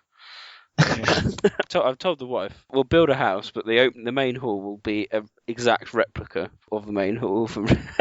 And I said, look, this is our new hall. And she's like, I'm not interested. I was just going to say, even though the backgrounds have varying degrees of quality in this remake, at least all the sort of key hotspot areas, if you like, all look to be significantly improved, Yes. like the main hall and the dining room and the guardhouse gallery and the courtyards and things. It's only really minor areas like the bar, the sort of music room bar where you push the shelf to get the music notes that look really rough. I did notice that, yeah, when I was there. I wondered if something had gone wrong. I said you can hardly see yourself walking past the bar. It's all very blurry, but there we go. Wait till you fight Lisa Trevor in the crypt and she goes to get the skull from Jessica's sarcophagus. It's like watching something from a Sega Master System game.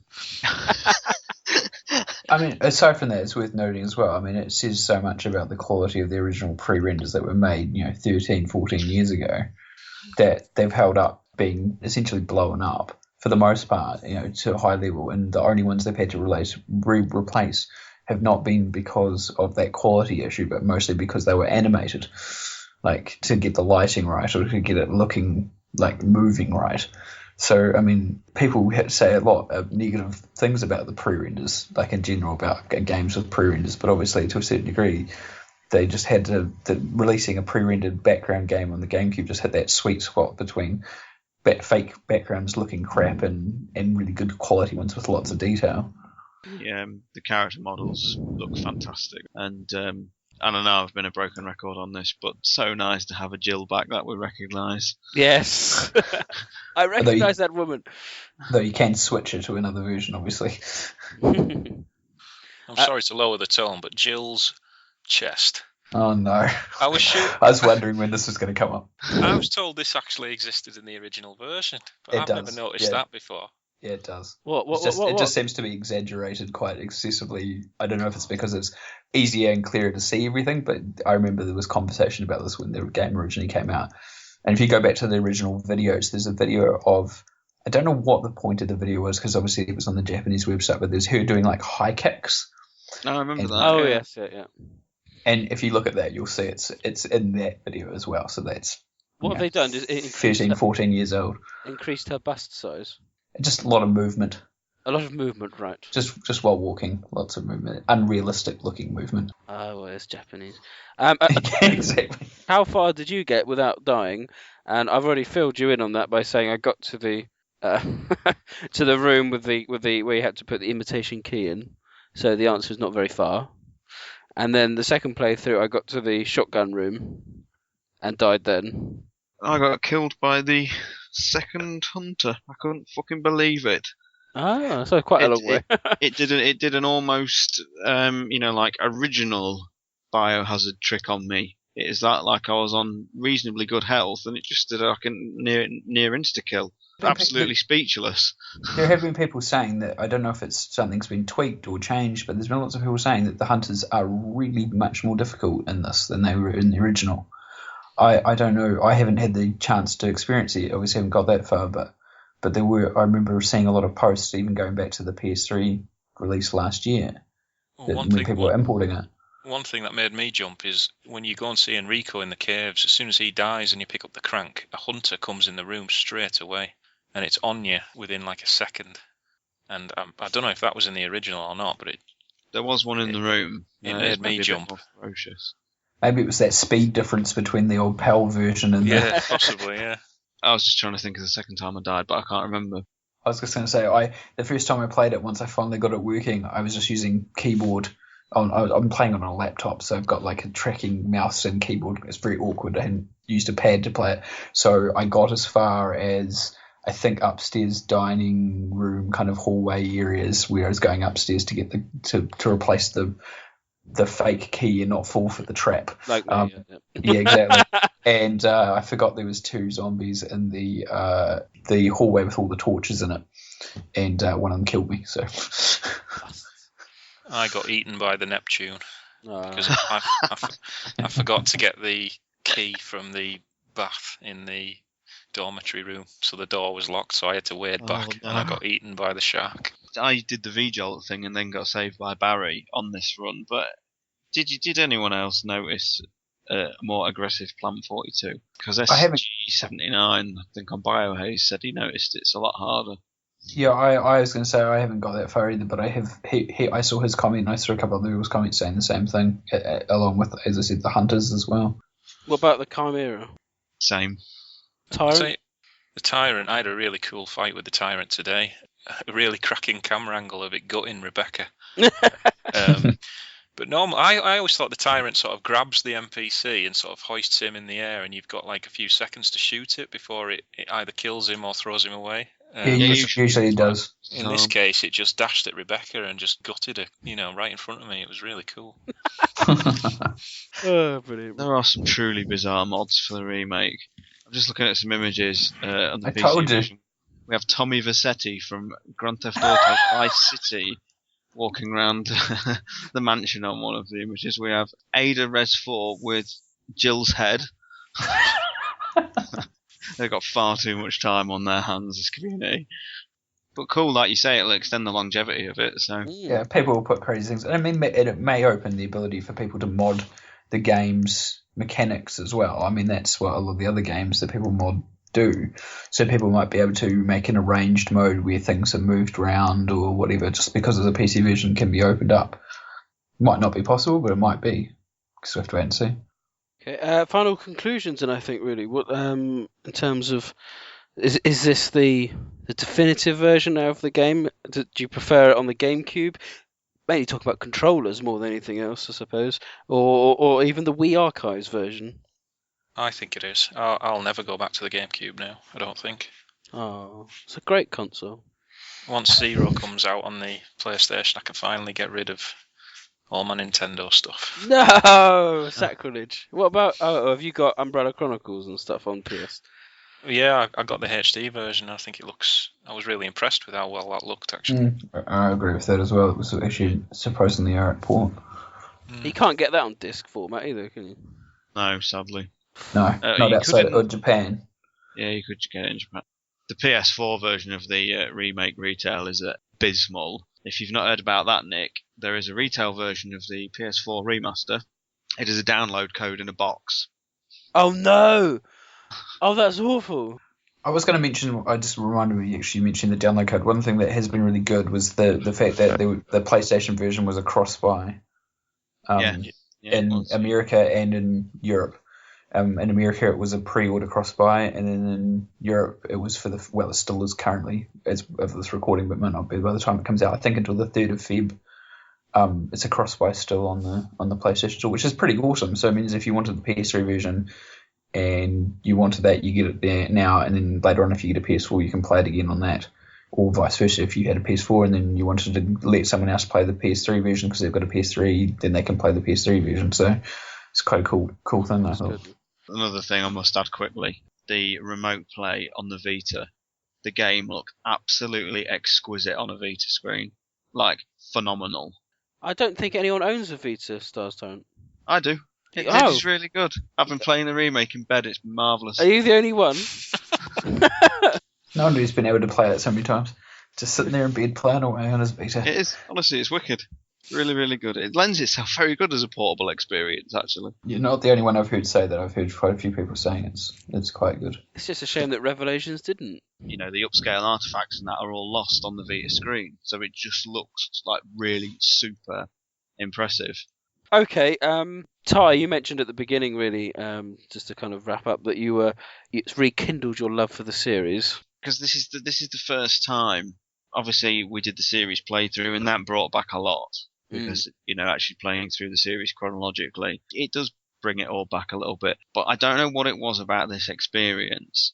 Maybe it was just the fact that for the first time in a long time, it's the remake looking like the remake and not playing a low quality version of it through a brand new HD TV, and it just looks pixelated and terrible. It was the experience as you remembered it being, and that's what all HD remasters should do. They should appear how you remember them before the onset of HD TVs. Yeah, and it was, and it all just comes flooding back, all the memories of, like, you know, because it had been another year on, it was the first time I've played it as Jill in probably 10 years, because I mainly always play it as Chris when I'm revisiting the series. But I thought this time, you know, PS3 version I did as Chris, PS4 version I'll try as Jill. And there's just little bits I actually couldn't remember. And it was great having to sort of try and refresh my mind, and just phenomenal game. Do you know what? For me, I completely forgot how to do. Well, I didn't forget, but I got to the room with all the bee lures. I don't know. It's not much of a puzzle, I'll be honest, but it was, you know, with Barry's in it as well. And I couldn't remember. I knew if you got it wrong, is it gas in that room? I don't think I've ever failed it, to be honest. I know the bee comes alive when you do it. Yeah. I knew the bee came alive. I couldn't remember if you were attacked by a swarm of bees. If you could, so I was petrified about getting it completely wrong. But yeah, you do get that kind of self-satisfaction of being able to get a puzzle right, even if it's completely minor. And it's just something that doesn't really happen nowadays in computer games. Daggers me, some reviews have said the puzzles are hard. Like Eurogamer's review pulled out the fact that the dog whistle puzzle is implausible, but the fucking file it comes with tells you where to go to use it. You know, it's a picture of the balcony. Yeah. It tells you the balcony on the east wing or something. Yeah. Jesus. There's certain things as well that you seem to always remember. Like, for some reason, the code you need for the power coil thing to get the elevator working in the mines, I've always managed to remember that, and I don't know why. Is it 4231? Yeah. Oh, you loser. I don't know why, though, because it's something I've never focused on. It's just sort of stuck in my head. It's this thing like Jill's identification number. I'll never ever forget that. WKD 4496. But then there's other things like fuck that box where you put the jewel in and the mirror falls apart and you've got to put it back together. One thing I couldn't ever remember was this in the original, because I must have always fluked it. The box that you get in the armor room, you know, with the armor puzzle, the knights. Did you always have to push the switches in a certain way there to get the death mask out? I'm pretty sure you did, yeah. I couldn't remember that. I thought, you know, they've added something here, because I can't remember how to open this bloody box. We normally finish these with a favourite moment. I suppose it hasn't changed too much from when we did the original remake podcast, but Romby, did you have a favourite moment of the game? When I got it working. When you got it working?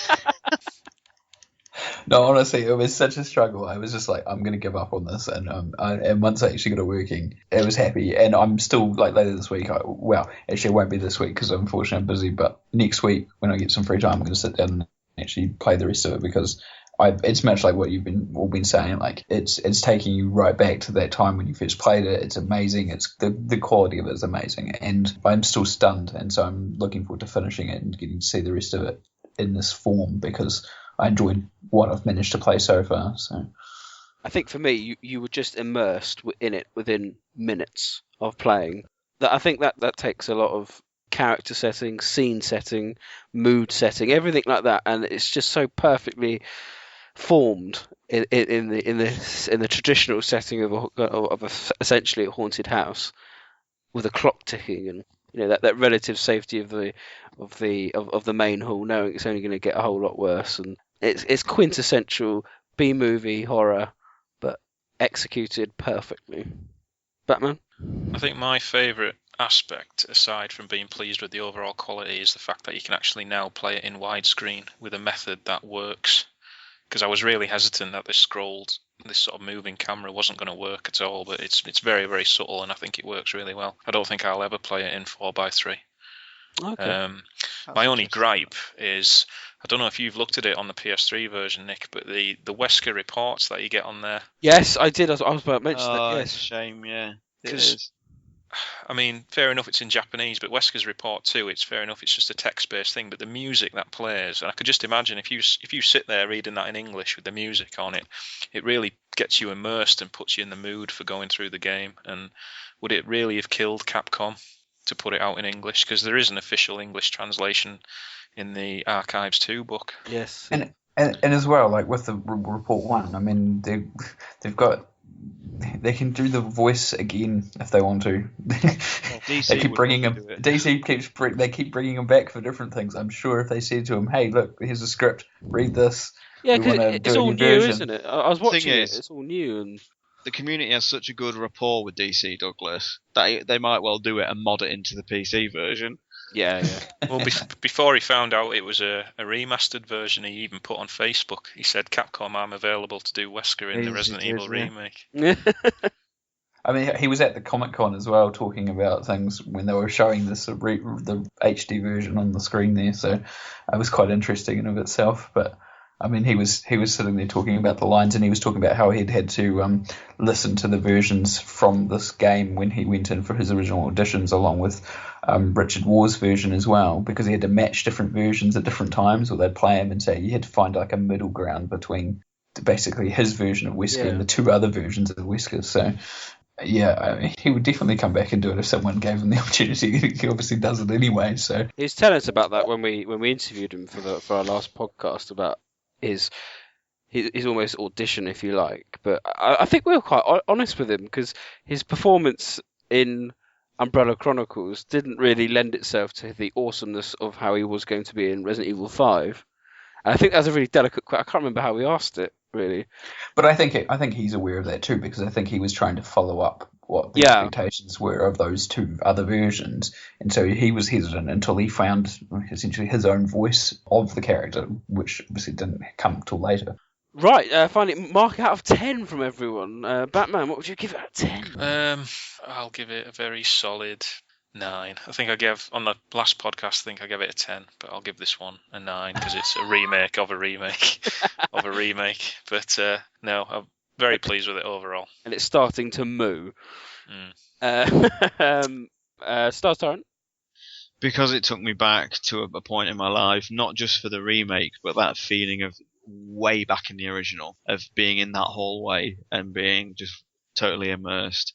I'm going to give it a 10 because it's the definitive version of not my favourite game in the series, but probably undoubtedly the best. Yes, I would agree. And finally, Romby? Well, I gave it a 9 controversially last time, so I'm going to stick with my 9 this time, I think, as well. Oh, were you on our remake podcast last time? I was. Oh, brilliant. And everyone else gave it 10s, and then I said 9, and everyone went, ooh. Sounds like us. Yes, brilliant. Well, I thought that was very, very good discussion. What about you, Nick? What would you give it? Oh, no, I said, I gave it a 10. I'd agree. Oh, I think, yes. I'm honestly surprised you liked it, Nick. I was waiting for you to send me a Facebook message saying, don't like it. Don't like it. Takes too long to load. Don't like the camera. What's with these controls? What's with... Oh, no. I'm a proper... I don't like the new controls, but the fact that I can play with the old controls is good. And I think for me it helped that I was able to play it completely differently to how I played the GameCube version, because I could play it with surround sound and on an HD TV. It was a whole new experience. And that made it fresh enough in my eyes to give it the thumbs up. And as you said, it as Sean said, it took you back to something you can't really put a score on in that sense, because it's so unique. It's like picking up Super Mario Kart. Nowadays it's trope, but Super Mario Kart in my mind is the best game ever made ever. And I couldn't. It just takes you to a different part of your life or different part of your brain that you just have the fondest memories. And what's good about this remake, an HD version, of course, is that, as you said, it's the kind of how you remember it being, and it can't be faulted. Sometimes they say never go back to your childhood memories or your memories, but I think here they've been able to keep it fresh and keep it as you remember it, which is why it gets a 10. Are you looking forward to a confidential report HD? Oh, yes. Got HD report of her. What's the name of the characters in confidential report? I can't remember. Tyler Hamilton. Oh my god. And that was an episodic release, wasn't it? It was, yeah. Grabbing bastards. Hardcore fans, this is what's going to come up in Rev 2. We know it is. She's the returning female character. Naomi McLean is. Nick, you've indicated.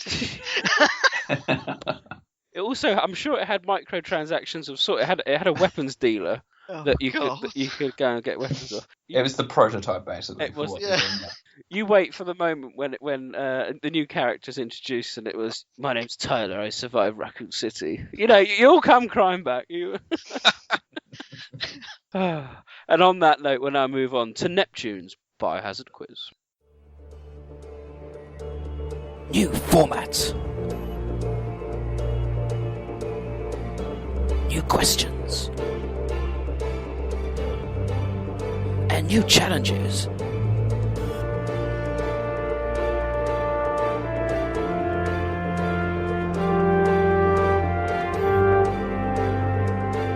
Each broadcast a new quiz to test the resolve.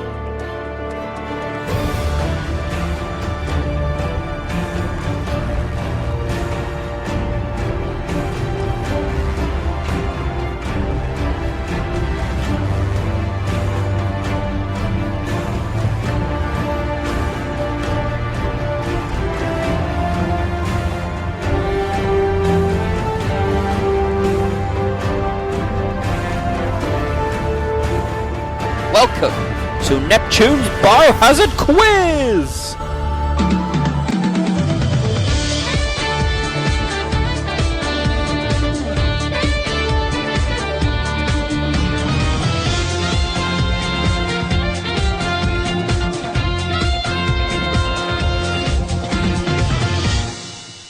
So welcome all to Neptune's Biohazard Quiz. We are going to continue the similar format that it was, 5 questions.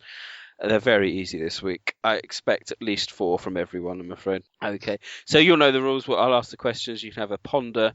Once we've gone through the 5 questions, we'll go through the answers and we can see what score you get. So if you can put your desktops clear, you can open Notepad. That's the same old rules. So question number 1. George Hamilton was born in 1959. Who else was born in this year?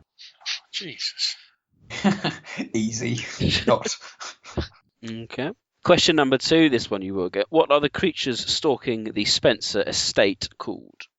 Question number 3. What is the name of the file in Code Veronica where George Trevor is mentioned? Oh. Dead aim question. Question number 4. When did the Spencer Rain set sail? I think in terms of point, the closest person might get the point, but if someone can give me a really specific date, they'll get the point, even if someone else... if someone gives me the day, month, year, they'll get the point over someone who just gives me the month and the year. But if no one gets the day, the month, and the year, the person with the month and the year will get the point. And finally, question number 5. On what day is William Birkin blamed by the attendees on Sheena Island for the destruction of Raccoon City? Can you say again that one, please? No. Yeah, on what day is William Birkin blamed by the attendees on Sheena Island for the destruction of Raccoon City? So that's all the 5 questions. Join us after this when we'll run through the answers. Bioterror. The world lives with it. You live with it. Viruses are stolen, re-engineered, misused with tragic results. And who are you supposed to trust? Politicians who sell their souls for a few votes? CEOs who betray consumers for a quick buck? Count on us instead. We're above the politics, always watching, always ready to face the threat head on.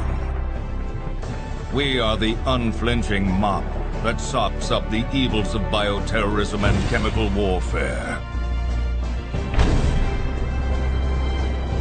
They call us Terra Save. Because tear doesn't have to end with a wrist. Fucking Barry. So welcome back to Neptune's Biohazard Quiz. Let's see how everyone has done, starting with question number 1, which was George Hamilton was born in 1959. Who else was born this year? Do you know the answer, Batman? I don't. I've got a feeling it could be Kenneth Sullivan or possibly Enrico. I don't know. I'm going to go with Kenneth Sullivan. Kenneth Sullivan. Okay. Stars Tyrant. I'm going to go Barry. Barry Burton. Romby. I had no idea. I was actually going to say Barry as well. It was just a stab in the dark. I'm afraid the answer is Dorothy Lester. Ah.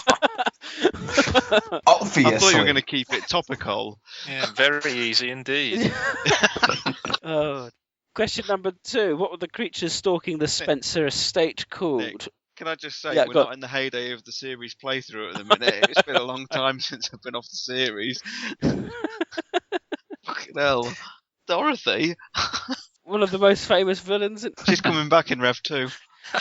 I've got inside information. She's a plant in the prison.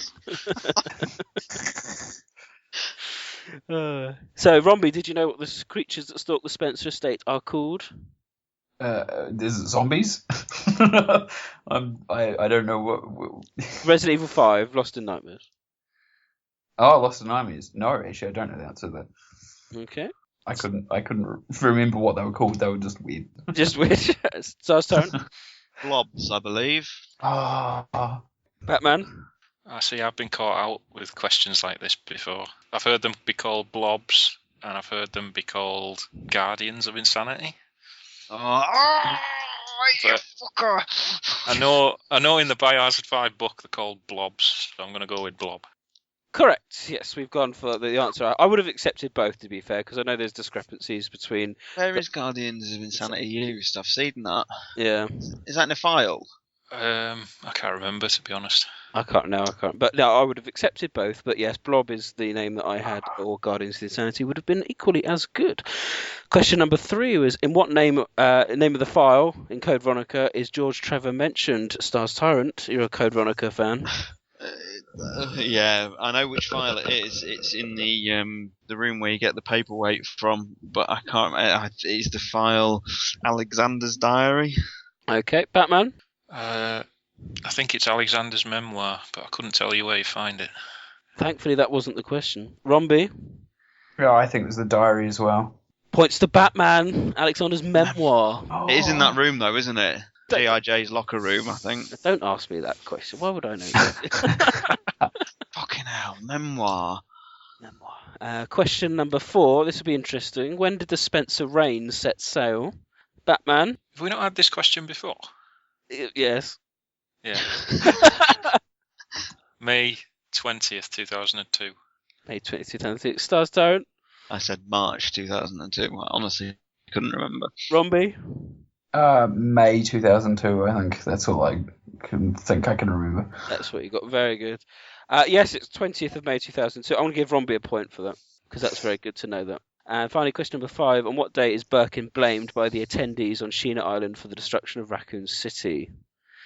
You could probably all guess the month, I would have thought. But whether you get the exact day, let's find out. Batman? Yeah, this is one of the things I like about Gun Survivor. It's these files are dated pretty much a few days after Raccoon City was destroyed. So I'm going to say October 4th. October 4th. Romby? I was going to say October 5th. Stars Tyrant? I've also written down on notepad 5th of October. Oh, unfortunately, it's no points. It's October the 7th. October the 7th. Unlucky. So let's have a look at the final scores. It's so unsurprisingly, we start the way we mean to go. It's a win for Batman with 3 points and a point apiece for Stars Tyrant and Romby. So congratulations, Batman. Well done. 3 out of 5 ain't bad. Excellent. So join us next time when we'll have some more questions.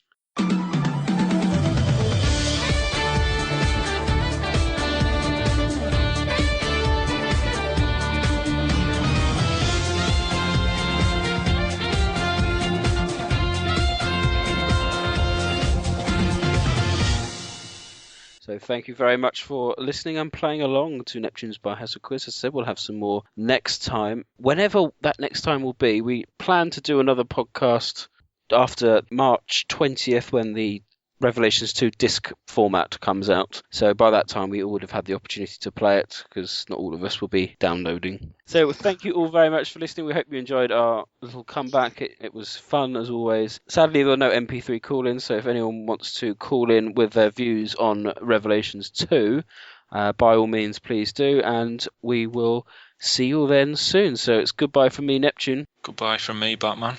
Here's to a good Revelations 2. Goodbye from me, Stars Tyrant. And goodbye from me, Romby.